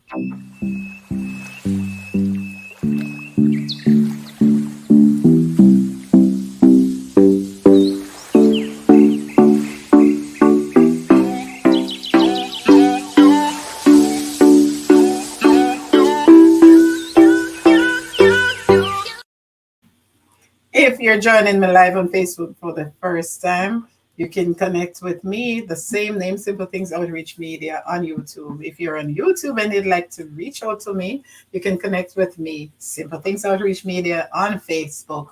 Or if not, you can, my IG handle right here.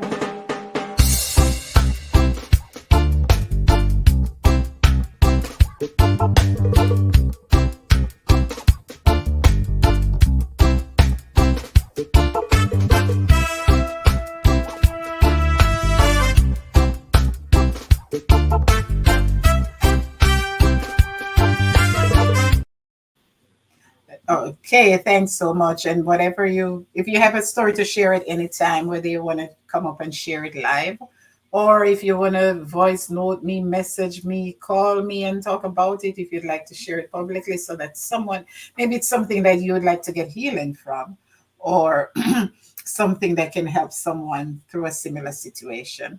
Also, remember, if you're single, this is a platform through which you can connect with other singles. Reach out to me if you so desire. I'm not a matchmaker, but believe me, I have maybe at least two couples who are happily married till this day because of me connecting them with each other. All right.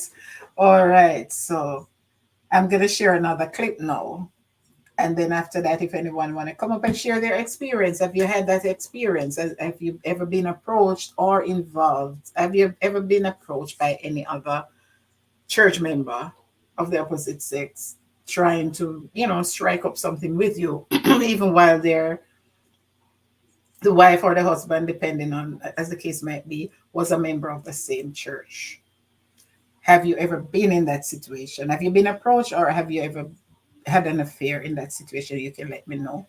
I remember there was a couple at church, and when I found out, when I heard maybe one or two at one church I've been to. I mean, as I said, I've had seen it in several churches before, where the husband and the wife were there, and then the side chick is there as well. And I'm like, oh, you get to come to church every week? No, sir. If I was the wife, if I was the guilty party, if I was the side chick, me just couldn't do it. I couldn't be worshiping in the same congregation with one woman when my husband asleep with.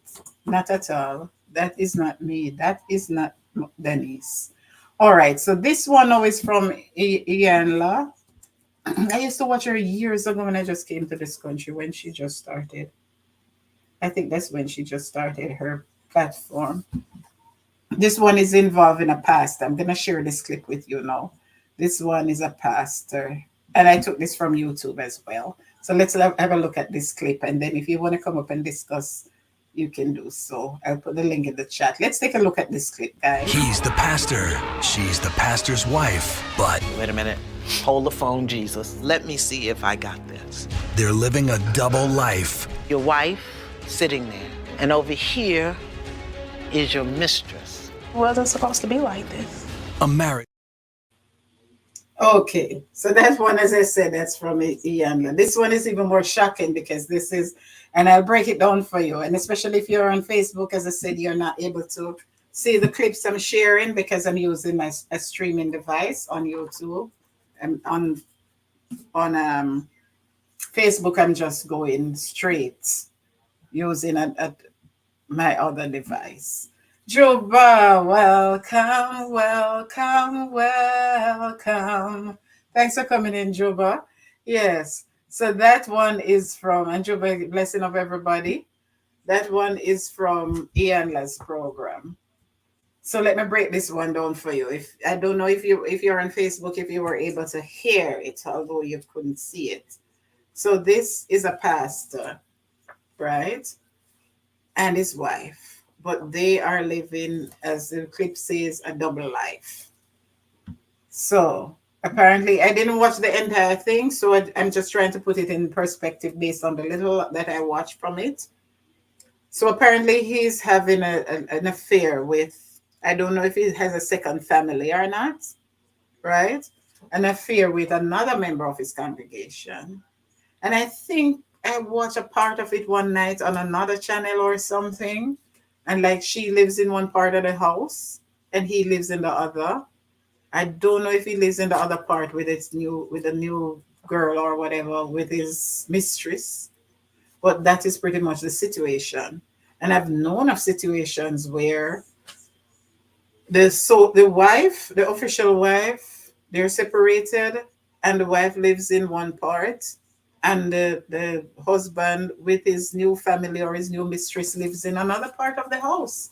I've seen that. You understand? But in this case, I don't think it was another family because the part of it that I watched one night, she had said in the interview that they travel to church together and they do everything in public together, right? So the church doesn't know.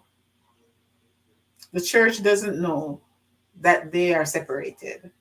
They're married, but they're not together. They're not in a marriage relationship anymore. And the side chick, the mistress, is a member of his congregation. So, and worshiping together in the same congregation. And I was like, oh my Lord, this one is too much. Juba say hello, good night to each and everyone in the house. Thanks for coming in. Miss Gay is in the house. Thank you so much for coming in, Miss Gay. I enjoyed your live this evening. It was really an inspiration because not too often we use this platform to give God thanks or to let people know that we serve a living Savior and to just speak up so publicly and willingly and share your testimonies. It was a blessing to even me. Thank you so much, my dear. Miss Gay said thank you. All right. So that's this one. That's the one we're discussing now. So this is the pastor. He lives in one side of the portion of the house The wife live in another portion of the house. I didn't watch the full clip, so I don't even know if they have kids. But from all intents and purposes, the church people and people on the outside think they're still married because they get dressed and put on a pretty smile, travel to church together, and do everything together. But the man has a mistress in the church. Apparently, she's aware of the mistress, but the church doesn't know. So, this one is even more shocking. But believe me, this is truth for a lot of church people, not just pastors, ordinary church members and stuff. This is their reality. This is their truth. I'm going to just share it one more time. Miss Gay, say you're most welcome. Thank you. Yes, my dear. God be praised. In the end of time, in the book of Revelation, when John saw those who overcame the time of trouble, the time of tribulation, and he saw them in heaven on the sea of glass. Ciao bello, mi amore, welcome. Bienvenido. So he saw them on the sea of glass. What did John say they overcame with? They overcame them by the word of their testimony and the blood of the Lamb. So when God good to us, it is a good thing to always share his goodness, share a testimony, because that can encourage somebody else. And believe me, I was encouraged by what you said a whole lot. So let me share that clip one more time, and then we can discuss that one. As I said, this is from Ian La on OWN TV. I have to give credit. So let's take a look again. He's the pastor. She's the pastor's wife. But Wait a minute. Hold the phone, Jesus. Let me see if I got this. they're living a double life. Your wife sitting there, and over here is your mistress. It wasn't supposed to be like this. A marriage. Okay. All right, guys. So what do we think of this one?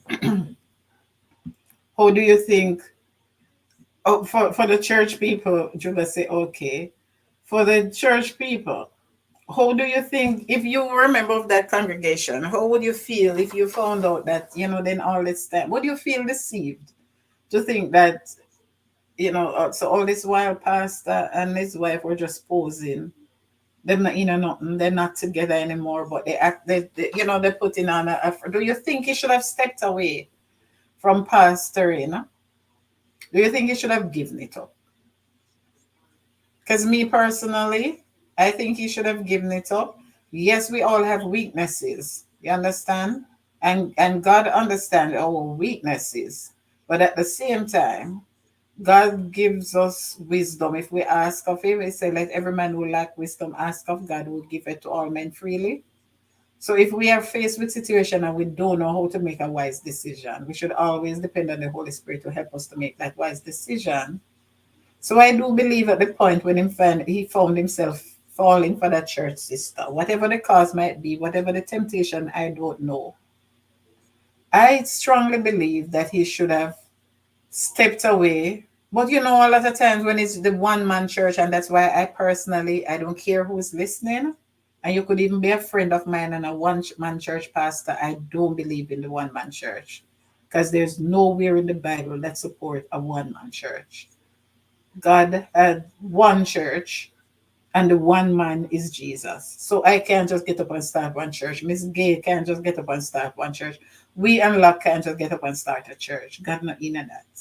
So many times it's because you're a one-man pastor thing. That's why you can't step away, because of your church. You understand? But I do think you should step away from pastoring. And then sometimes we have the church members who, no matter what it is, they still act as he's man of God. Man of God say he can't, like him a Jesus, so he can sin. All these people who we anoint as man of God, we have to be careful. Because if you are a true man of God, then you wouldn't. Yes, you will fall into temptation, because even Jesus was tempted by the devil, but Jesus didn't. Yet tempted, as Paul said, I think in Hebrews, tempted in all points as we are, yet without sin. Yes, it's so true, sis, says Miss Gay. You understand? I'm not even sure which part of what I said she was referring to, but thank God for confirmation. Thank you, sis. Yes. So I believe he should have stepped away and deal with his personal situation. But then if he's the one man church and that is his income and that's other thing, and the congregation, he has his followers, this congregation is in his congregation is his followers, it would be harder for him to make that decision to step away. And as far as the wife, I don't know how she feels. It must be a great struggle for her in that situation to play along with it. I don't know if the pastor would blame her for him stepping out of the marriage or what, but it must be difficult for her to, just to save face, as we say. Every Sunday, dress up and go to church, them travel together. When they reach church, them laugh and everything and smile together, knowing that at home they're just two separate human beings in two different sections of the house. That must be hard for her. Wolves in sheep clothes. Well, that is the thing, my dear, with a lot of them, but we just have to pray for them and leave them to God. Because a lot of them, they're struggling with a whole lot of things, just like we are. We tend to think that pastors are perfect, or pastors, they have even greater temptations than us. Whether the wolves in sheep clothing are the real sheep, the real good ones, they are faced with a lot of struggles. So I remember now sharing my own experience. As I said, it's all about sharing our experiences and our thoughts and see how the Bible matches up with that. Because for me, I was in a similar situation. Yes, not because of a pastor or affairs or anything, but because of, I'd say more because of family. Because when I first broke up with my husband, I didn't leave the house, and I know several people who are co-parenting in the same house but not in a marriage anymore or a relationship anymore. I know several people who have done that because of kids. I did it also because of my kids, because my kids were too young, and I figured if I a lot of praying and fasting and everything, and the wisdom I got from God is that if I wasn't I wasn't financially able to step away on my own with my kids at that time. Yes, I could leave, I could go to my parents, my sister, whatever. But when you're a big person, you can't just pack and run, go to your parents. So you understand, you have to be independent. So so I couldn't, it would have been easier for him to leave. You understand? Although I was the one who left the marriage, so to speak. But it would have been easier for him to leave the house because he was financially able to do so. But he wasn't willing to do that. At the same time, it wouldn't be practical because if he left the house, I knew he wasn't going to be paying the bills and the rent, and I couldn't afford them. So for that matter, I asked the landlady to rent me the basement so I could stay in the basement, stay with my kids. I could still go back upstairs, use the kitchen and stuff, and prepare their meals. We still worship together, go to church together. I still went up and did their laundry and all of that sort of thing until he eventually, like 3 years, 3 years, almost 3 years after he eventually moved out. By then, I could manage on my own a bit. So sometimes we weren't pretending in public. As I say, he wasn't a church person, but my church people didn't need to know all that about me anyway. So it's not like we were pretending and acting as if we were still a couple. No, it's only for the sake of the kids. So maybe once a while on a Sunday, my kids love to go out to eat on a Sunday. Maybe once in a while, or when it's their birthday, we'd still go out. I remember my kids were graduating within that time, one from middle and one from elementary school. So we still went to graduation together every now and then. When it's birthday or so, we still went out together, that sort of thing. But it's not like we were deceiving the public, and it wasn't about either of us having an affair with somebody else at the same time. You understand? So that this situation was different. Miss Gay says, "Whoa, thank God you were able to paddle through." My dear, I could do a live on that one time, one of these days. I remember I started my life so to speak, after that situation. I spoke about it on my life sometimes because it happened so that in the after all of that, it happened so that even the basement that had rented, he stopped paying rent for the house itself upstairs, and the landlady had to evict him. So it ended up and all of that was an attempt to get me out of it. It ended up that I got evicted. My kids' stuff and everything got thrown out. I've spoken about it on my live several times. Got thrown out, and if it wasn't for the mercy of friends, I mean, as I say, I could pack up and run to my mom's place or my sister's place and stuff. But I'm the type of person. If you pick a battle for me, Miss Gay, me not back down. I'm not backing down. I'm gonna fight it to the end, and I'm gonna win, and I'm gonna show you I'm gonna win because I know who fight my battles for me. And I know Jesus can never lose because he already won. So, so that being said, in the end, thank God, I started when I rented that basement. I'd say I started my life with $1,000, and it was 700 for the rent. 700 for the rent. I was saving some money with my mom because I was praying and fasting to leave that marriage for almost 3 years, 4 years. So that was a breakthrough for me. So although I ended up going through all of that, I was still rejoicing because that's what I was praying for. And I know it wasn't going to be easy. You understand? But I know Jesus already won the victory. And so I didn't consider it as a fall or you understand, a rough times or anything. I was celebrating. So, so I remember I'd saved some money with my mom, I think $600. And when I called her to ask her to send it back for me, she put $400 on it for me. And I started my life on my own in a big city with no other family members except my two kids with that $1,000. $700 for the rent. I used $230 to fix up the base. I had to paint it up. I had to buy a piece of carpet because the place the cranny bad, honestly, and everything. So I had to do all of that from my own pocket and paint it up and do everything myself. And I had $70 left. I bought a few, just a little grocery for the week with $30, and I had $40 left in my pocket until I got paid again. And I was just working at a daycare at the time with just, I couldn't even tell her the little bit of money because daycare assistant don't get paid. You understand? But God is good.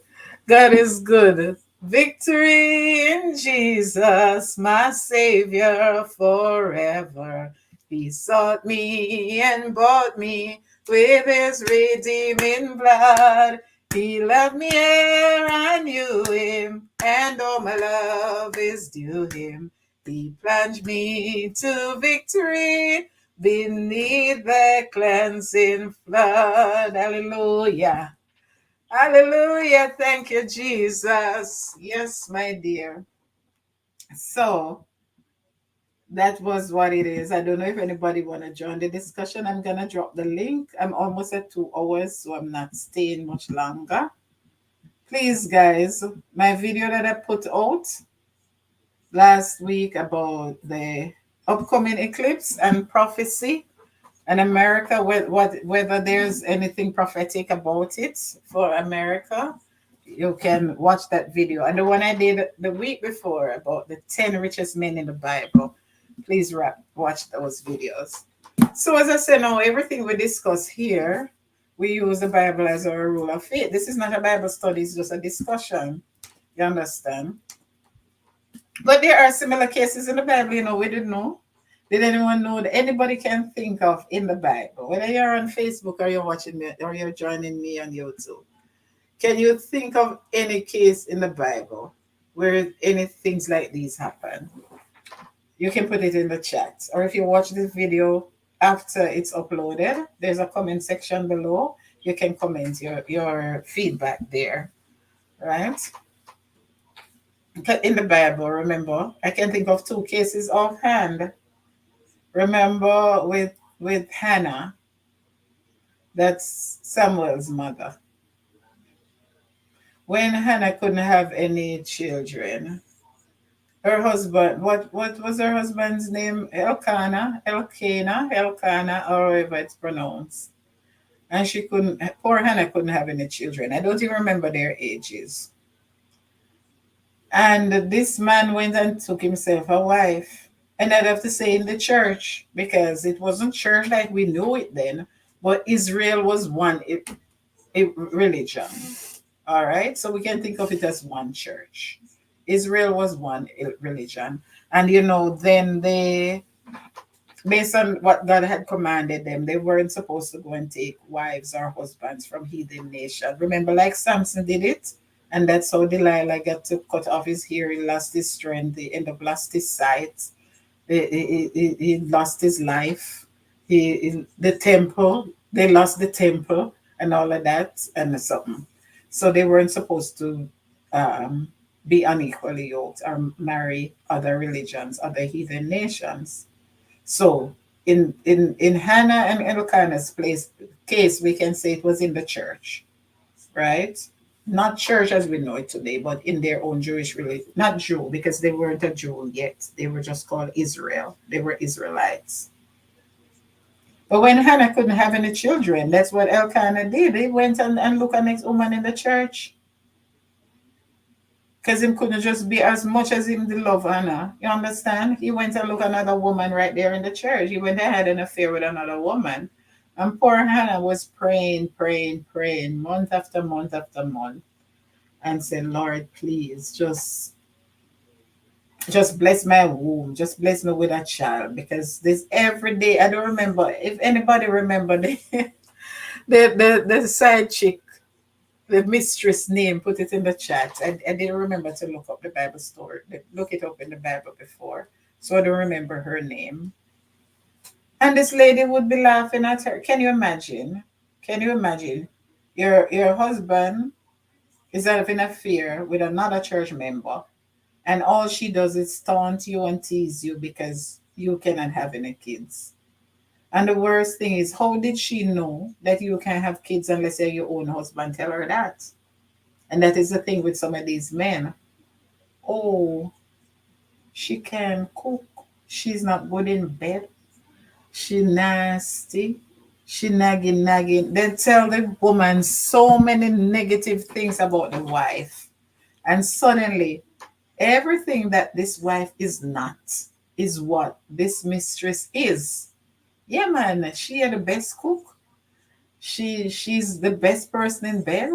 She's the most attractive. She's the cleanest, everything, even when not so. You understand? Even when it's not so, even when she's just lying. But suddenly in your eyes, she seemed like a saint, like a queen, like a prince, like an angel in comparison to the wife. So it must have been Elkanah who told the mistress that poor Hannah can't have any children.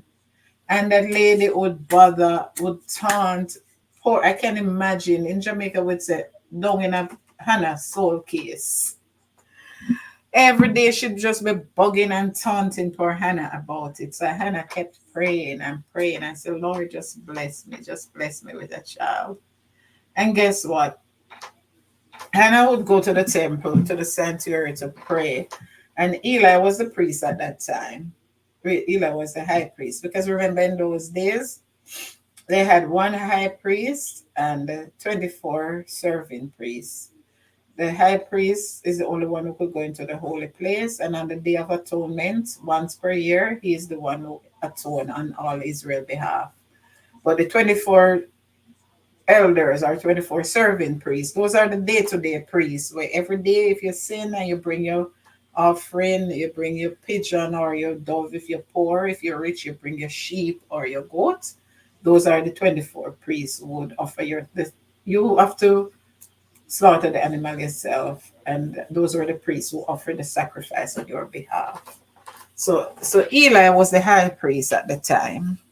And one day Hannah was in the temple praying. So put it in modern day. One day Hannah got church, got prayer that God would open her home so that Mrs. Side Chick, church sister, won't keep taunting her about her being barren. And Eli saw her praying, but she was, Sometimes you just pray, you don't pray out loud, but you don't pray in your mind, just your mouth moving. Popo, I didn't see you and ask how am I, I'm doing good. Thank you, Popo. I'm doing good, thanks. Yes. So her mouth was moving, but Eli couldn't hear the words. So Eli was, but this lady must be drunk. It too early in the day for she drunk and I come in at the temple drunk. You're not supposed to come into the temple, come defile the temple if you're drunk. So he went to her and was like, what's going on? Are you drunk? You really couldn't out your senses to be drunk and come to the temple. And she was like, no, I'm not drunk as you suppose. I'm just praying to God to open my womb so that I can bear a child, so that my matey, as we'd say in Jamaica, can stop taunting me. And Eli said, a great prophecy. Your prayers, God already heard your prayers. God has answered your prayers. By this time next year, you're going to have a son. You understand? And that was Samuel. So say so done, as we say in Jamaica. Just as Eli had prophesied, by the next year, 9 months after, I don't know if it was literally 9 months after, because I don't know exactly when she conceived. And who to tell? Maybe it was Eli. Did Elkanah, anybody can remember, can put it in the chat or comment below the video. Did Elkanah bear any children with this lady? I think he did. Because sometimes it's not the man's fault. Sometimes it's not the woman's fault. It's the same man. It's the man can't have any children. Or sometimes for some reason, though, because I've known of people who couldn't have kids together. But after the man left the man was able to have a child outside, or the woman with another person, or the woman was able to have a child with other person. So sometimes it's not really either of them, but they just together they can conceive. You understand? So I don't even remember. I think Elkanah mistress did have children for Elkanah. Well, I don't remember right now, but so that was Samuel. So Hannah conceived and had Samuel, and she was so excited because God had heard her prayers. And Matey couldn't tease her anymore. And she had Samuel, and she said, my horn is exalted in the Lord. Because now she have power again. That's how we know horn mean power. She have power. She's valuable. She can be looked up to. She has respect again. And that was Samuel, was a little baby. And she said, she's going to give him back to the Lord. Not in sacrifice, because God don't believe in human sacrifice, but in the sense of dedicating him back to God. So she took him to the temple. So when he was old enough, and he lived in the temple with Eli, the high priest. So that was one case in the Bible.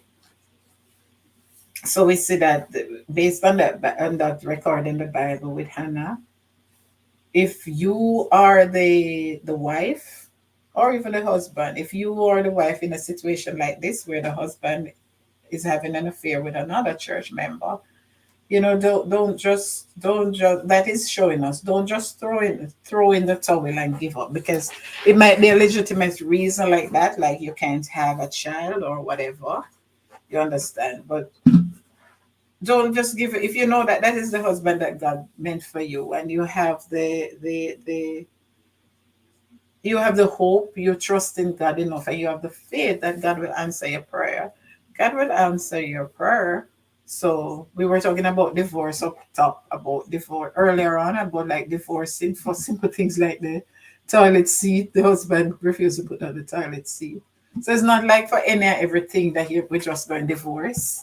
You understand? As we said earlier, it's only because of adultery. And in this case, I don't know how in those times, I guess it was okay to have more than one wife, because that's not the only case of, you know, the wife having a matey, or they were not monogamous. They had more than one wife, polygamy.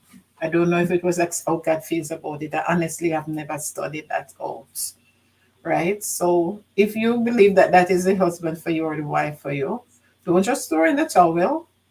If you have faith enough, God can work it out. right? And then there's also the case with Jacob, right? Remember Isaac and Rebecca, right? Had Jacob, Esau, and Jacob, and then Jacob went to his uncle when it was time. Um, Isaac told him when he was old enough. Isaac told him to go to his uncle Laban to their village, their district, their community, town, whatever city, to find a wife. Oh my Lord! But in those days, these people were something else, because those were his cousins.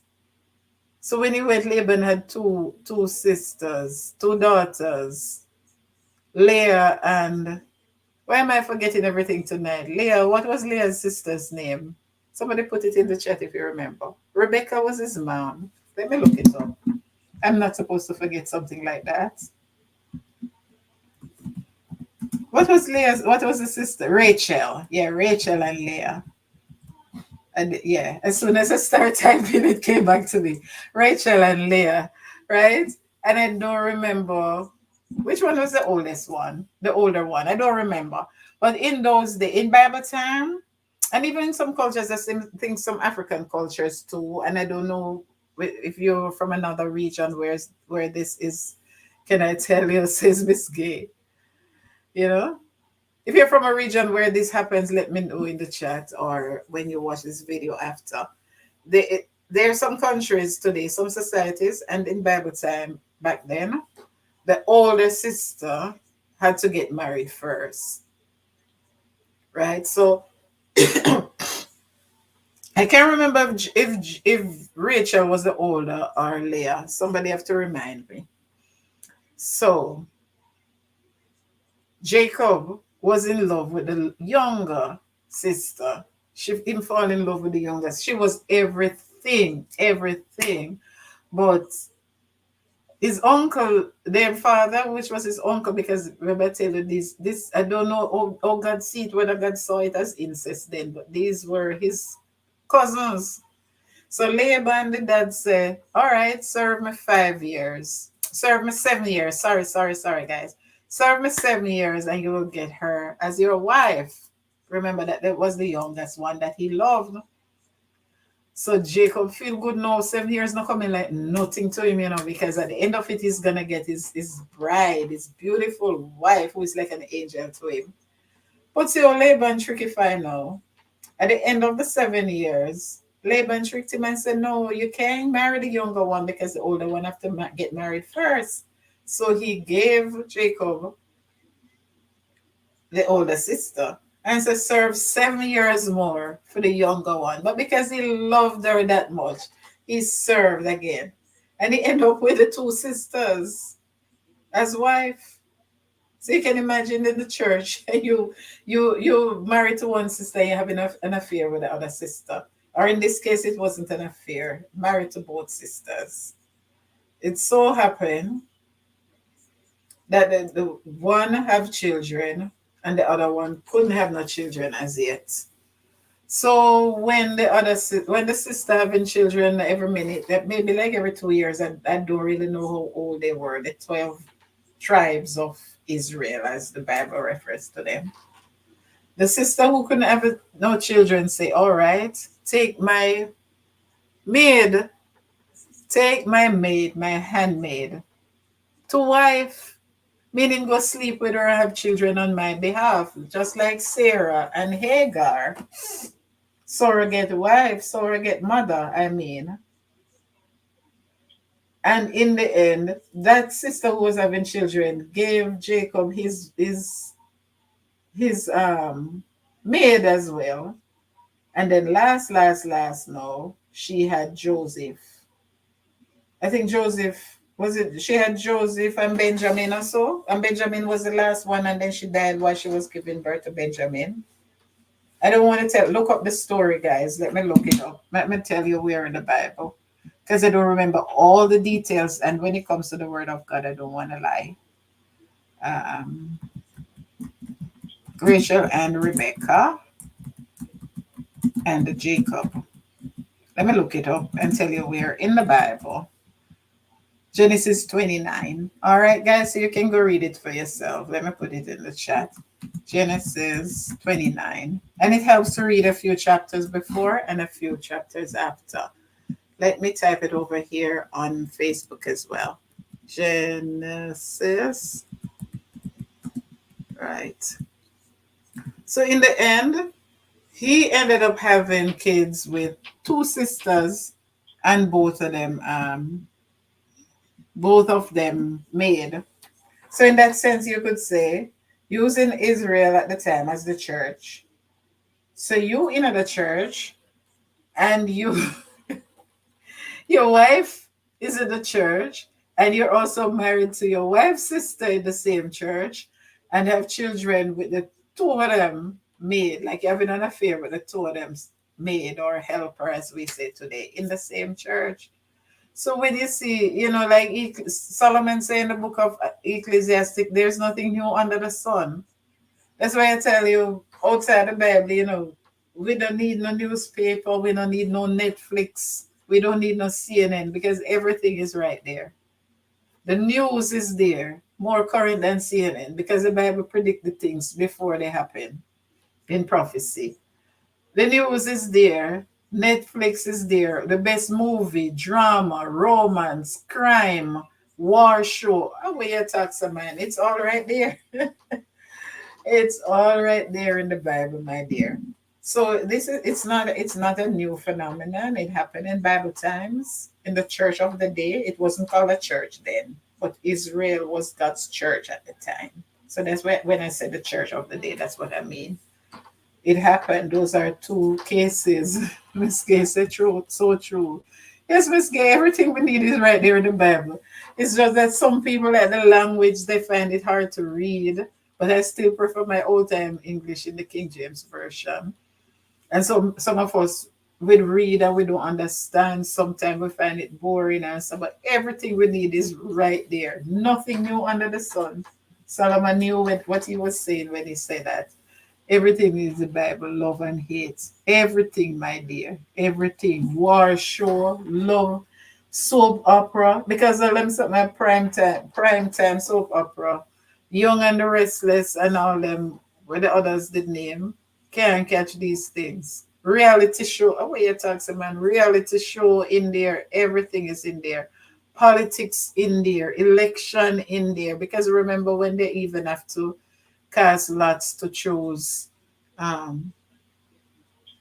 What was it? What were they choosing again? I don't remember. They cast lots in Israel days, and also in Paul days when him said they must choose the 70 deacons, like what we call deacons today. Elections in there. So many things in there. So, concerning the topic, those are two examples I could think of from the Bible that has the same thing. Husband having an affair with another church sister in the same church. I don't know if anyone can think of any other example. You can feel free to put it in the chat, or if you watch this video after, you can put it there. So welcome again, guys. If you're on Facebook, you can feel free to hop over to YouTube and join us there. I think I'm gonna wrap up now, but because I'm gonna, for the sake of hours, I might leave this running. I might not really wrap up, but I'll be here in the background a little longer, so that if anyone comes in and wanna watch. All right, but I'm gonna end on Facebook. So let me say goodbye to my Facebook friends. If you come in after this, feel free to join me on YouTube. I'm gonna just be here on YouTube and for a little longer, because as I said, I need the hours again so I can reapply. I can't do that much more talking, but I'll just sit here for a while if anyone comes in after. All right, so goodbye to my Facebook friends. Join me again next Sunday at 8:15. Hop over to my YouTube channel, same name, Simple Things Outreach Media. Subscribe and join us. All right, so goodbye to my Facebook family. Thanks for joining.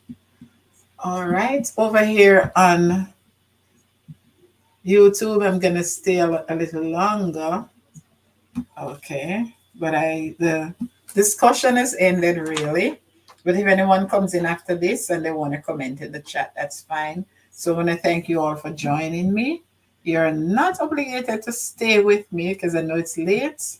It's 13 to 11 here, 10:47, 9:47 in Jamaica, even later in Italy or wherever you're joining from.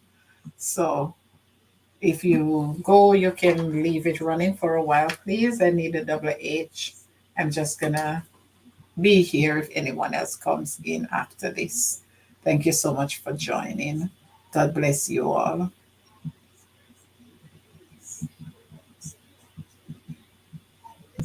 Simple things, outreach media. Simple things, outreach media. Simple things, simple things, simple things. Get your daily dose, fill your cup up to the brim until it overflows. Blessings of God and simple things. Morning worship when you rise. Enrich your lifestyle. Hear words of wisdom. Experience God's love. Only on simple things. Outreach media. Simple things.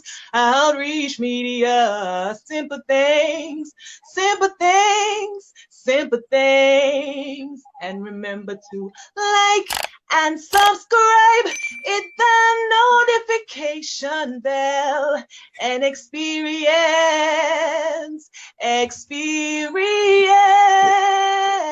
simple things. Outreach Media.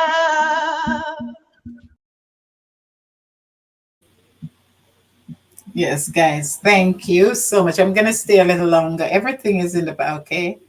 I'm gonna stay a little longer. My latest video, I'm gonna drop the link here in my real face. Well, my real face in a real life. You can check that out. So I'm just gonna go ahead and put something on my screen to play meanwhile. As I say, I'm gonna leave it running for a little while. So thanks for joining. If you come in after this, you can still participate in the chat and connect with each other if you're a content creator. Okay, so thank you so much for joining, guys. I'm gonna let me look for a video that I can keep running. Um, there's one with some music. Where is it? That is what I am looking for. Where is it? I have one with some music. I'm gonna keep that playing. Like and subscribe. Hit that notification bell and experience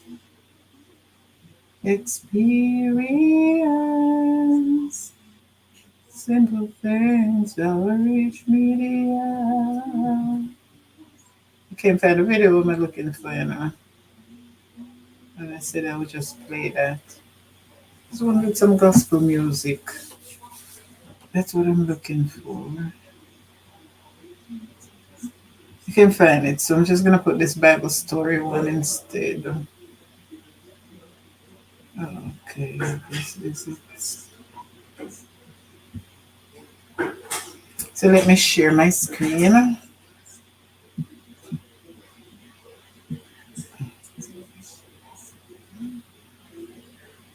Wait, everything else changes. So new layout, edit layout. Thanks for coming. If you're just coming in, guys, the discussion has ended, but I need the hours, so I'm just gonna put something on my screen. You can connect with each other in the chat at the same time. I'm just gonna put something else on my screen, say in the meanwhile, okay, and I'll be in the chat. The discussion has ended. Feel free to rewatch from the start. Okay. Share screen.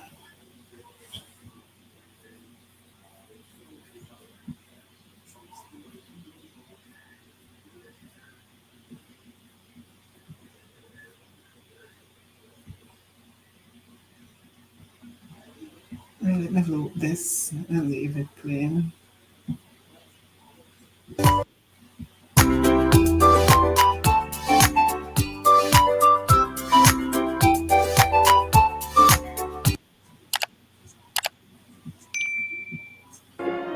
One day, while Adam was pruning some vines, Eve, contrary to God's warning, wandered away from Adam's side.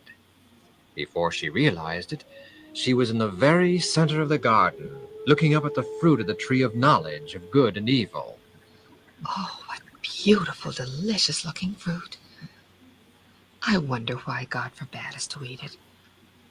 Oh, well, God knows best, and if he said Excuse me, did God forbid you to eat this fruit? Yes, Who's speaking to me? A friend. I don't see anyone. Where are you? Up here, high up in the tree. What? I still don't see anyone.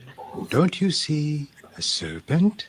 Yes, but, well, serpents can't talk. Ah, but you're mistaken, Eve. I'm a serpent, and I'm talking.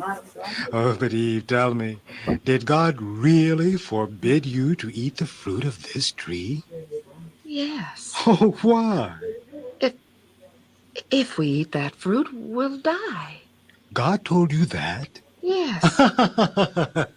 Well, God did tell us that. Oh, my dear Eve, you're beautiful, but you're not very wise. Do you want to know the real reason God doesn't want you to eat this fruit? Well, he doesn't want us to die. Well, then why did God tell us not to eat? Because he doesn't want you to be as wise as he is. Oh, now what's that got to do with it? If you eat this fruit, Eve, you will become as wise as God himself. I don't believe you. Oh, I speak the truth. I can prove it. Oh. Well, look at me. I'm a serpent. And yet you're amazed that I can talk. Do you know why I can talk? No. Because, Eve, I ate this fruit. You ate this fruit? And if it will do all this for me, Eve, a serpent, why, think of what it will do for you, a human being. Well, God said if we even touch the fruit, we'll die. Oh, nonsense, Eve. You won't die. You'll become wise as God himself. I don't believe you. I speak the truth, Eve. Here, take some of the fruit. See? You're touching it now, and you're not dead. I'm not, am I? Now eat some. Eat just a little bit, and you won't die either. Go on. Eat some. Well, a little bite won't hurt, will it? Of course not. All right, then. Just a tiny bite. That's the spirit, Eve. There. That's the way. Does it taste good, Eve? Yes. Yes, it tastes very good. See, I told you it would. Now go on. Eat another bite. All right. A bigger one this time. And that's it. Now eat all of it. Eat it all. Yes, I will. Oh, this is good fruit. And why don't you take some to Adam and get him to eat it too? I will. Yes, I will. We'll both become gods. Now, see there, Eve. See how wise you are already? And free, like God himself. Now on, Eve, don't let anyone, not even God, tell you what to do or what not to do. Eat what you want to eat and do what you want to do.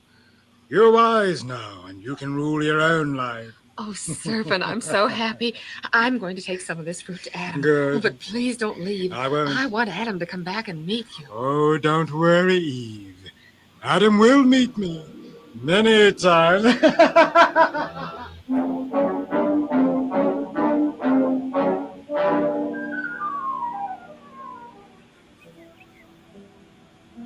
Adam? Adam? Oh, Yes, Adam. Eve. I was wondering where... Why, Eve, what's the matter? You look excited, almost frightened. I am excited, Adam. I just had the most thrilling experience. I talked to a serpent. You what? I talked to a serpent, a snake. A rather one-sided conversation, I'd say. No, the serpent talked too. The serpent carried on a conversation. Isn't it wonderful, Adam?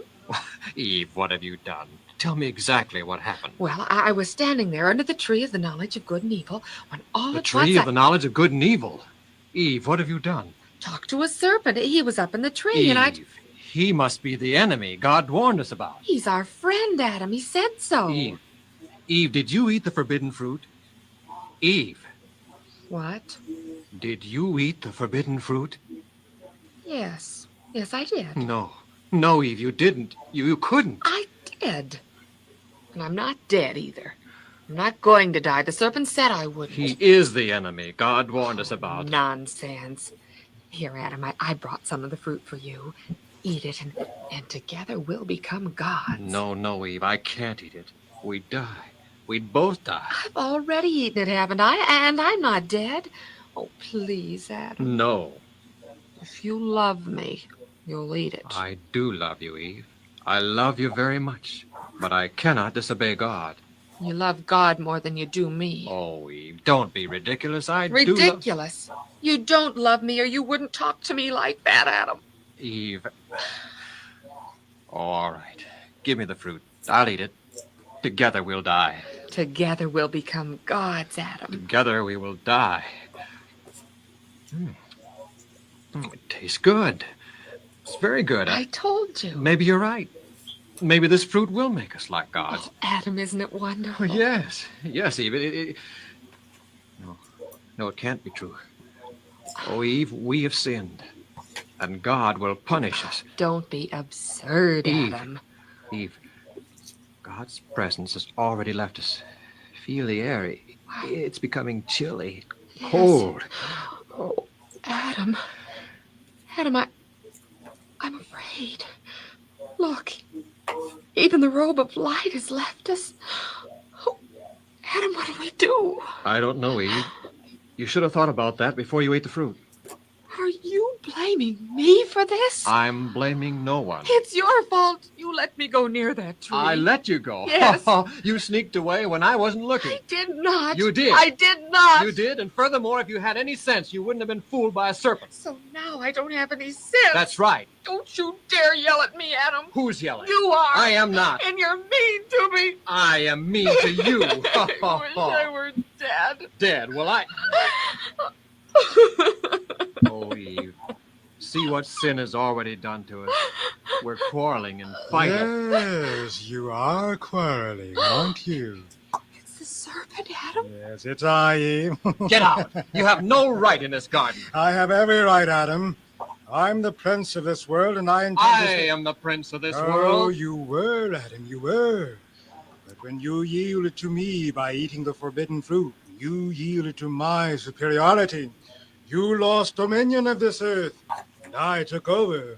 Now you will do as I say. Leave this garden at once. You are God's enemy, our enemy. Enemy of God? Yes. You see, God and I had a war in heaven once, Adam. He won that war, but I'll win the next one, the one here on earth, the one that started when you ate the fruit.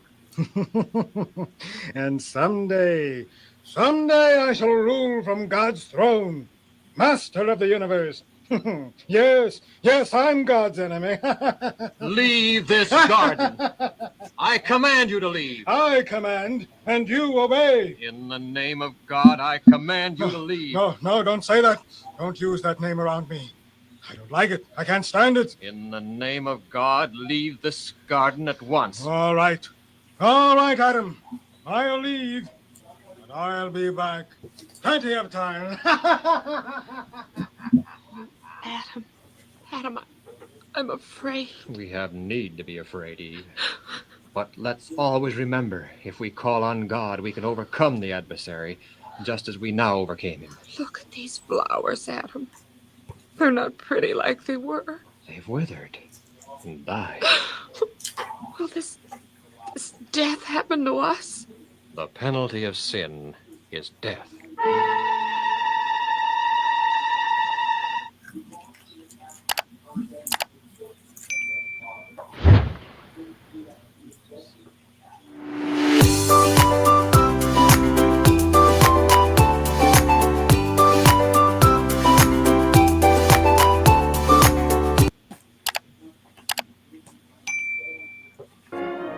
One day, while Adam was pruning some vines, Eve, contrary to God's warning, wandered away from Adam's side.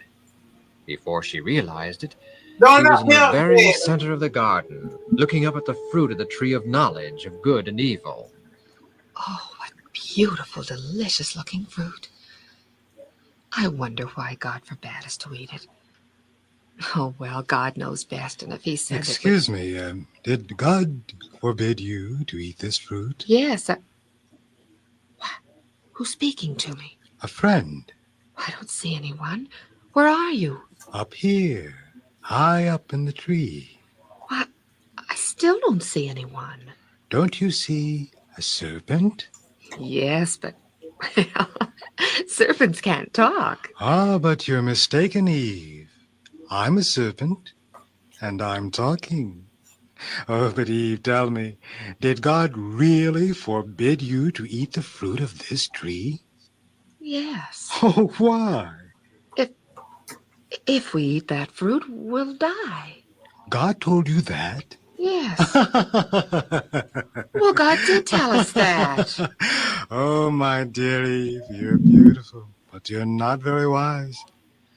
Do you want to know the real reason God doesn't want you to eat this fruit? Well, he doesn't want us to die. Well, then why did God tell us not to eat? Because he doesn't want you to be as wise as he is. Oh, now what's that got to do with it? If you eat this fruit, Eve, you will become as wise as God himself. I don't believe you. Oh, I speak the truth. I can prove it. Oh. Well, look at me. I'm a serpent, and yet you're amazed that I can talk. Do you know why I can talk? No. Because, Eve, I ate this fruit. You ate this fruit? And if it will do all this for me, Eve, a serpent, why, think of what it will do for you, a human being. Well, God said if we even touch the fruit, we'll die. Oh, nonsense, Eve. You won't die. You'll become wise as God himself. I don't believe you. I speak the truth, Eve. Here, take some of the fruit. See? You're touching it now, and you're not dead. I'm not, am I? Now eat some. Eat just a little bit, and you won't die either. Go on. Eat some. Well, a little bite won't hurt, will it? Of course not. All right, then. Just a tiny bite. That's the spirit, Eve. There. That's the way. Does it taste good, Eve? Yes. Yes, it tastes very good. See, I told you it would. Now go on. Eat another bite. All right. A bigger one this time. And that's it. Now eat all of it. Eat it all. Yes, I will. Oh, this is good fruit. And why don't you take some to Adam and get him to eat it too? I will. Yes, I will. We'll both become gods. Now, see there, Eve. See how wise you are already? And free, like God himself. Now on, Eve, don't let anyone, not even God, tell you what to do or what not to do. Eat what you want to eat and do what you want to do. You're wise now, and you can rule your own life. Oh, serpent, I'm so happy. I'm going to take some of this fruit to Adam. Good. Oh, but please don't leave. I won't. I want Adam to come back and meet you. Oh, don't worry, Eve. Adam will meet me many a time.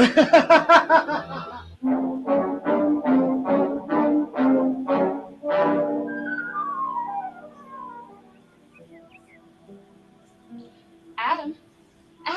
Oh, Yes, Adam. Eve. I was wondering where...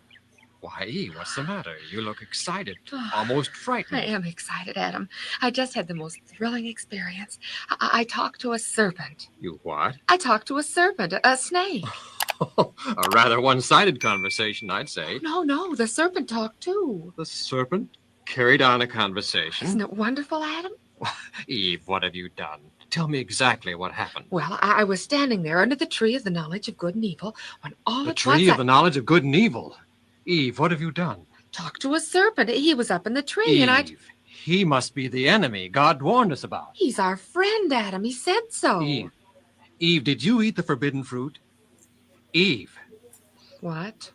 Did you eat the forbidden fruit? Yes, I did. No, Eve, you didn't. You couldn't. I did. And I'm not dead either. I'm not going to die. The serpent said I wouldn't. He is the enemy God warned us about. Nonsense. Here, Adam, I brought some of the fruit for you. Eat it, and together we'll become gods. No, Eve, I can't eat it. We'd die. We'd both die. I've already eaten it, haven't I? And I'm not dead. Oh, please, Adam. No. If you love me, you'll eat it. I do love you, Eve. I love you very much. But I cannot disobey God. You love God more than you do me. Oh, Eve, don't be ridiculous. Ridiculous? You don't love me or you wouldn't talk to me like that, Adam. Eve. Oh, all right. Give me the fruit. I'll eat it. Together we'll die. Together we'll become gods, Adam. Together we will die. It tastes good. It's very good. I told you. Maybe you're right. Maybe this fruit will make us like gods. Oh, Adam, isn't it wonderful? Yes, Eve. No, it can't be true. Oh, Eve, we have sinned, and God will punish us. Don't be absurd, Adam. Eve, God's presence has already left us. Feel the air. It's becoming chilly, cold. Oh, Adam, I'm afraid. Look, even the robe of light has left us. Oh, Adam, what do we do? I don't know, Eve. You should have thought about that before you ate the fruit. Are you blaming me for this? I'm blaming no one. It's your fault. You let me go near that tree. I let you go. Yes. You sneaked away when I wasn't looking. I did not. You did. I did not. You did, and furthermore, if you had any sense, you wouldn't have been fooled by a serpent. So now I don't have any sense. That's right. Don't you dare yell at me, Adam. Who's yelling? You are. I am not. And you're mean to me. I am mean to you. I wish I were dead. Dead? Well, Oh, Eve. See what sin has already done to us. We're quarreling and fighting. Yes, you are quarreling, aren't you? It's the serpent, Adam. Yes, it's I, Eve. Get out. You have no right in this garden. I have every right, Adam. I'm the prince of this world, and I intend I am the prince of this world. Oh, you were, Adam, you were. But when you yielded to me by eating the forbidden fruit, you yielded to my superiority. You lost dominion of this earth, and I took over. Now you will do as I say.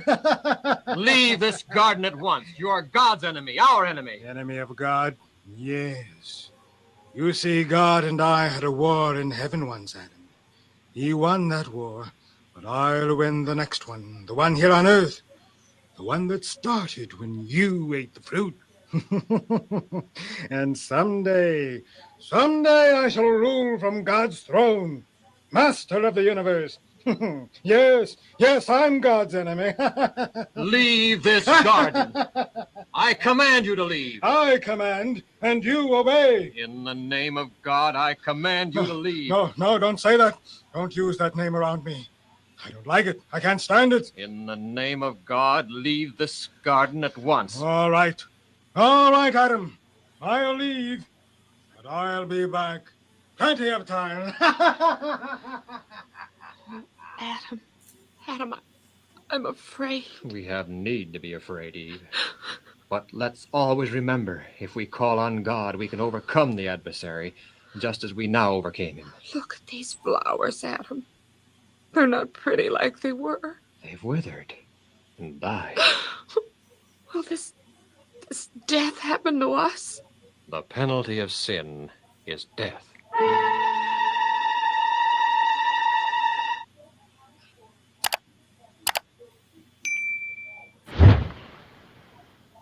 One more and then.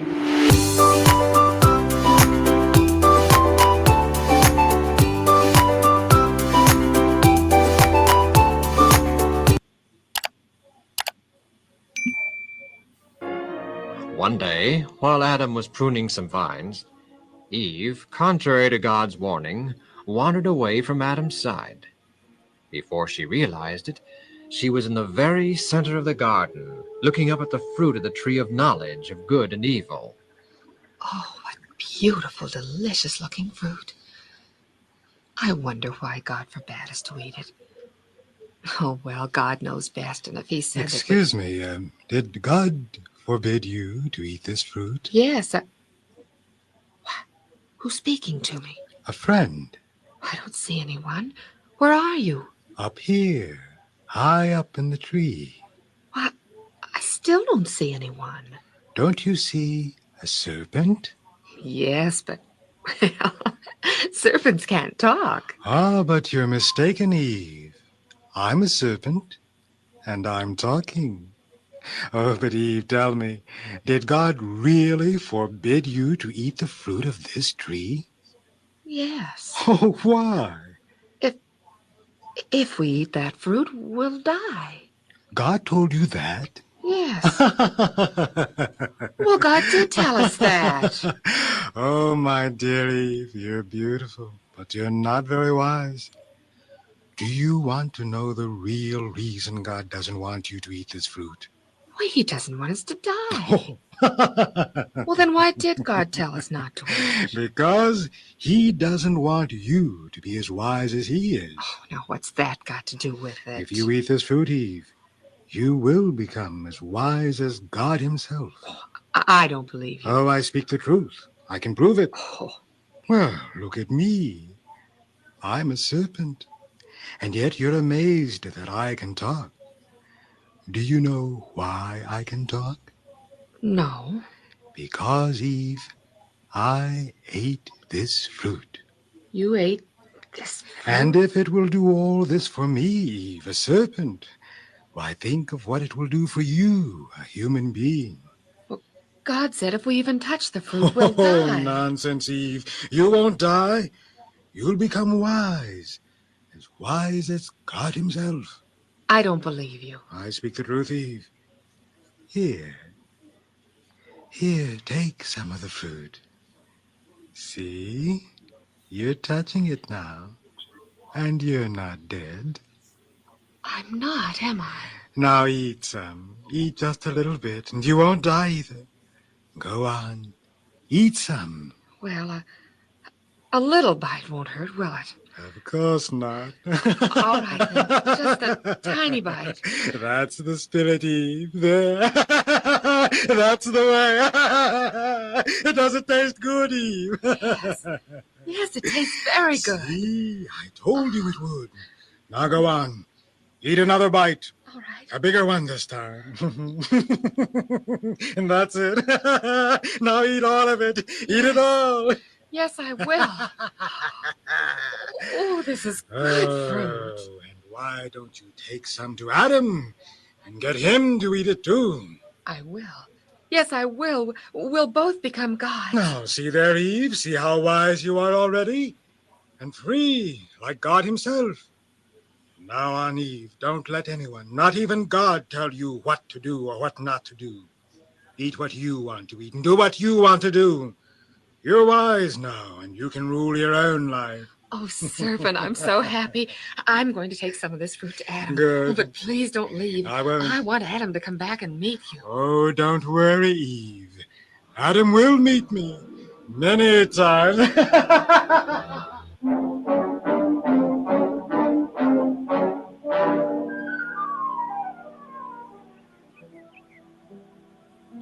Adam. Oh, Yes, Adam. Eve. I was wondering where... Why, Eve, what's the matter? You look excited, almost frightened. I am excited, Adam. I just had the most thrilling experience. I talked to a serpent. You what? I talked to a serpent, a snake.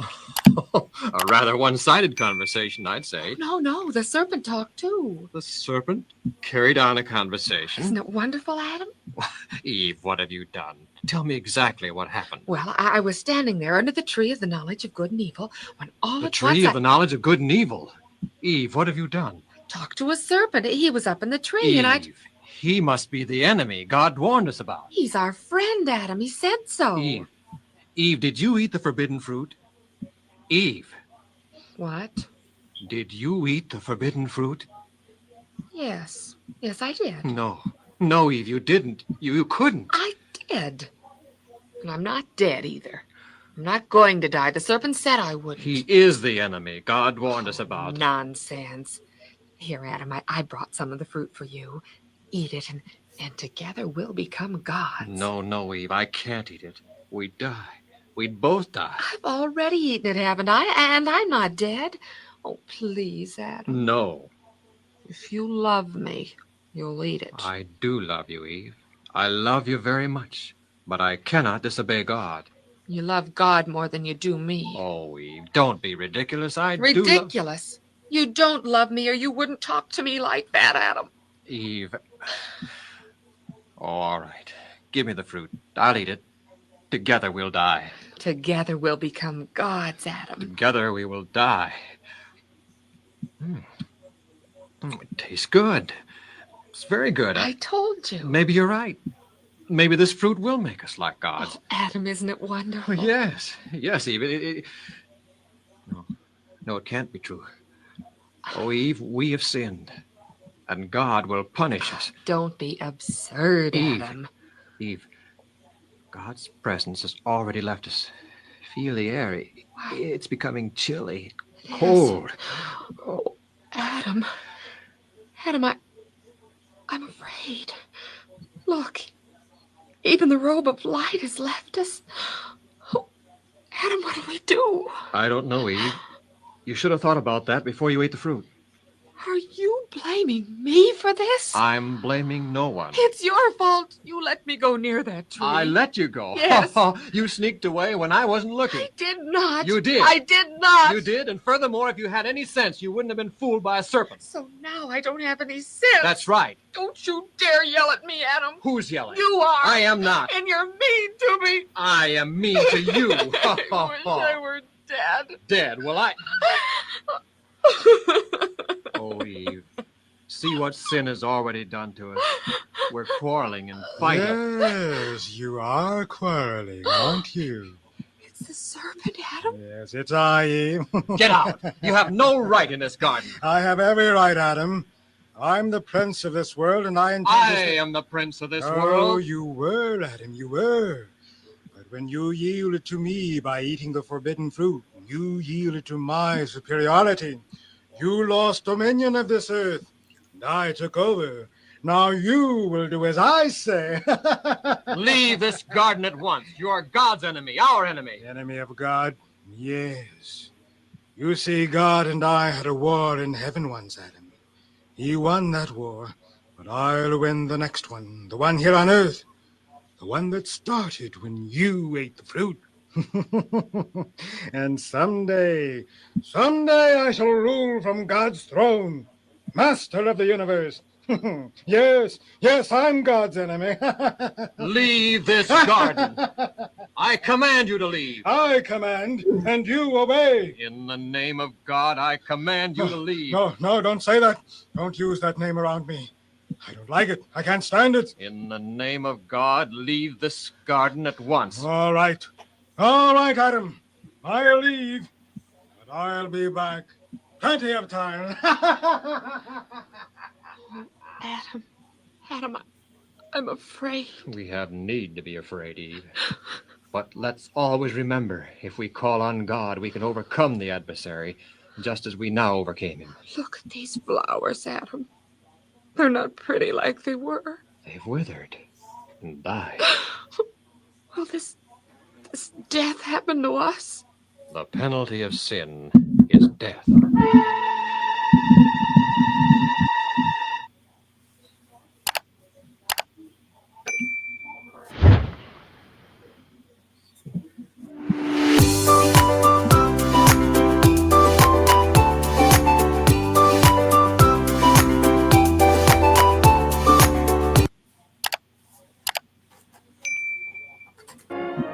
One day, while Adam was pruning some vines, Eve, contrary to God's warning, wandered away from Adam's side. Before she realized it, she was in the very center of the garden, looking up at the fruit of the tree of knowledge of good and evil. Oh, what beautiful, delicious-looking fruit. I wonder why God forbade us to eat it. Oh, well, God knows best, and if he said Excuse me, did God forbid you to eat this fruit? Yes. What? Who's speaking to me? A friend. I don't see anyone. Where are you? Up here, high up in the tree. What? I still don't see anyone. Don't you see a serpent? Yes, but well, serpents can't talk. Ah, but you're mistaken, Eve. I'm a serpent, and I'm talking.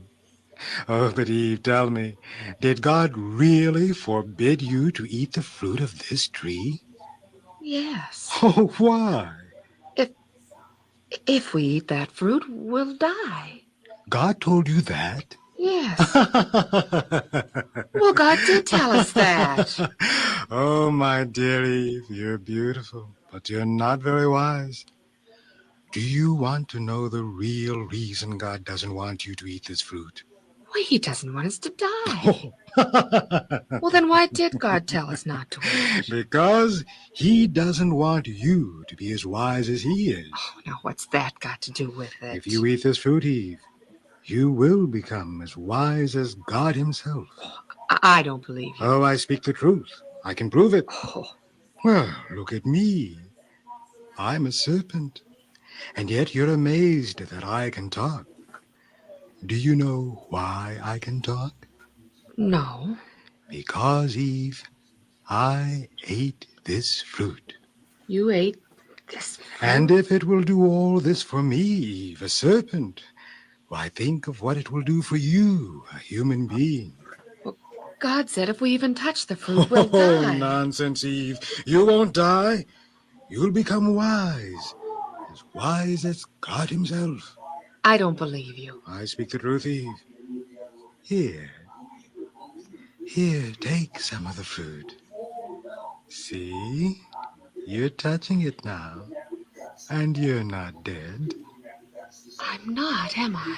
Now eat some. Eat just a little bit, and you won't die either. Go on.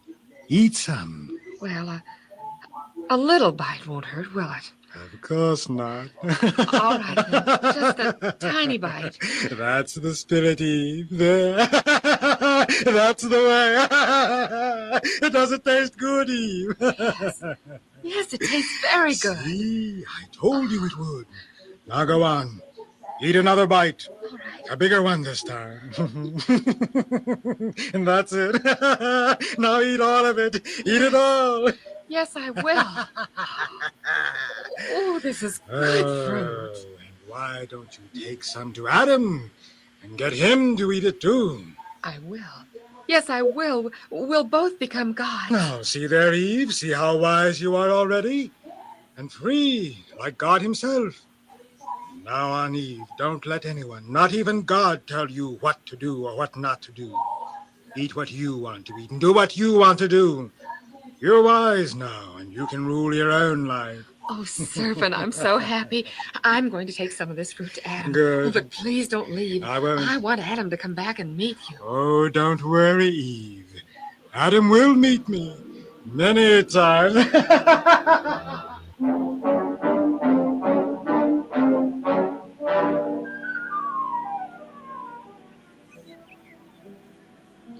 Adam. Adam. Oh, Yes, Adam. Eve. I was wondering where... Why, Eve, what's the matter? You look excited, almost frightened. I am excited, Adam. I just had the most thrilling experience. I talked to a serpent. You what? I talked to a serpent, a snake. A rather one-sided conversation, I'd say. No, the serpent talked too. The serpent carried on a conversation. Isn't it wonderful, Adam? Eve, what have you done? Tell me exactly what happened. Well, I was standing there under the tree of the knowledge of good and evil when all The at once tree of the knowledge of good and evil.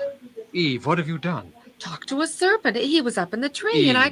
he must be the enemy God warned us about. He's our friend, Adam. He said so. Eve, did you eat the forbidden fruit? Eve. What? Did you eat the forbidden fruit? Yes, I did. No, Eve, you didn't. You couldn't. I did. And I'm not dead either. I'm not going to die. The serpent said I wouldn't. He is the enemy God warned us about. Nonsense. Here, Adam, I brought some of the fruit for you. Eat it, and together we'll become gods. No, Eve, I can't eat it. We'd die. We'd both die. I've already eaten it, haven't I? And I'm not dead. Oh, please, Adam. No. If you love me, you'll eat it. I do love you, Eve. I love you very much. But I cannot disobey God. You love God more than you do me. Oh, Eve, don't be ridiculous. I do. Ridiculous? You don't love me or you wouldn't talk to me like that, Adam. Eve. Oh, all right. Give me the fruit. I'll eat it. Together we'll die. Together we'll become gods, Adam. Together we will die. It tastes good. It's very good. I told you. Maybe you're right. Maybe this fruit will make us like gods. Oh, Adam, isn't it wonderful? Oh, yes. Yes, Eve. No, it can't be true. Oh, Eve, we have sinned. And God will punish us. Don't be absurd, Adam. Eve, God's presence has already left us. Feel the air. It's becoming chilly, cold. Oh, Adam. Adam, I'm afraid. Look, even the robe of light has left us. Oh, Adam, what do we do? I don't know, Eve. You should have thought about that before you ate the fruit. Are you blaming me for this? I'm blaming no one. It's your fault. You let me go near that tree. I let you go. Yes.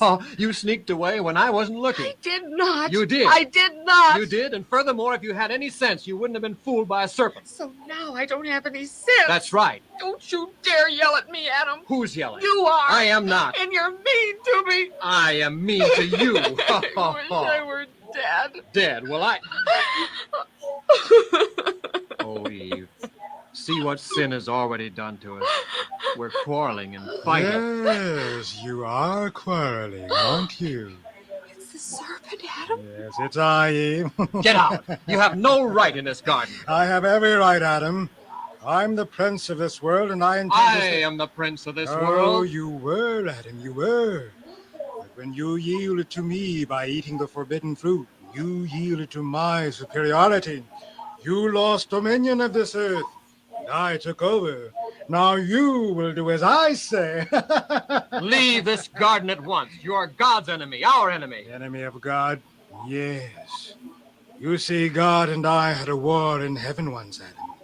He won that war, but I'll win the next one, the one here on earth, the one that started when you ate the fruit. And someday I shall rule from God's throne, master of the universe. Yes, I'm God's enemy. Leave this garden. I command you to leave. I command, and you obey. In the name of God, I command you to leave. No, don't say that. Don't use that name around me. I don't like it. I can't stand it. In the name of God, leave this garden at once. All right, Adam. I'll leave. I'll be back. Plenty of time. Adam, I'm afraid. We have need to be afraid, Eve. But let's always remember, if we call on God, we can overcome the adversary, just as we now overcame him. Look at these flowers, Adam. They're not pretty like they were. They've withered and died. Will this death happen to us? The penalty of sin is death.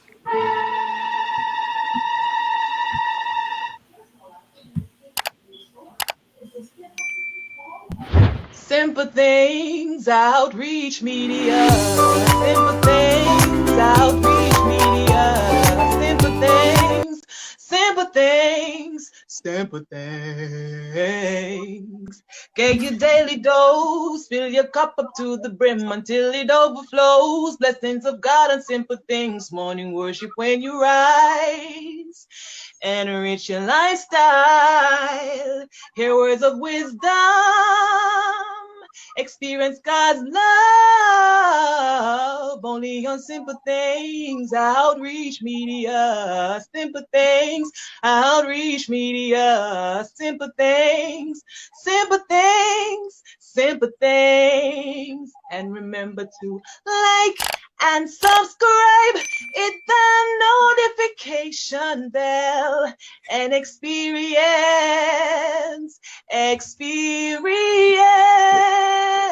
Simple Things, Outreach Media.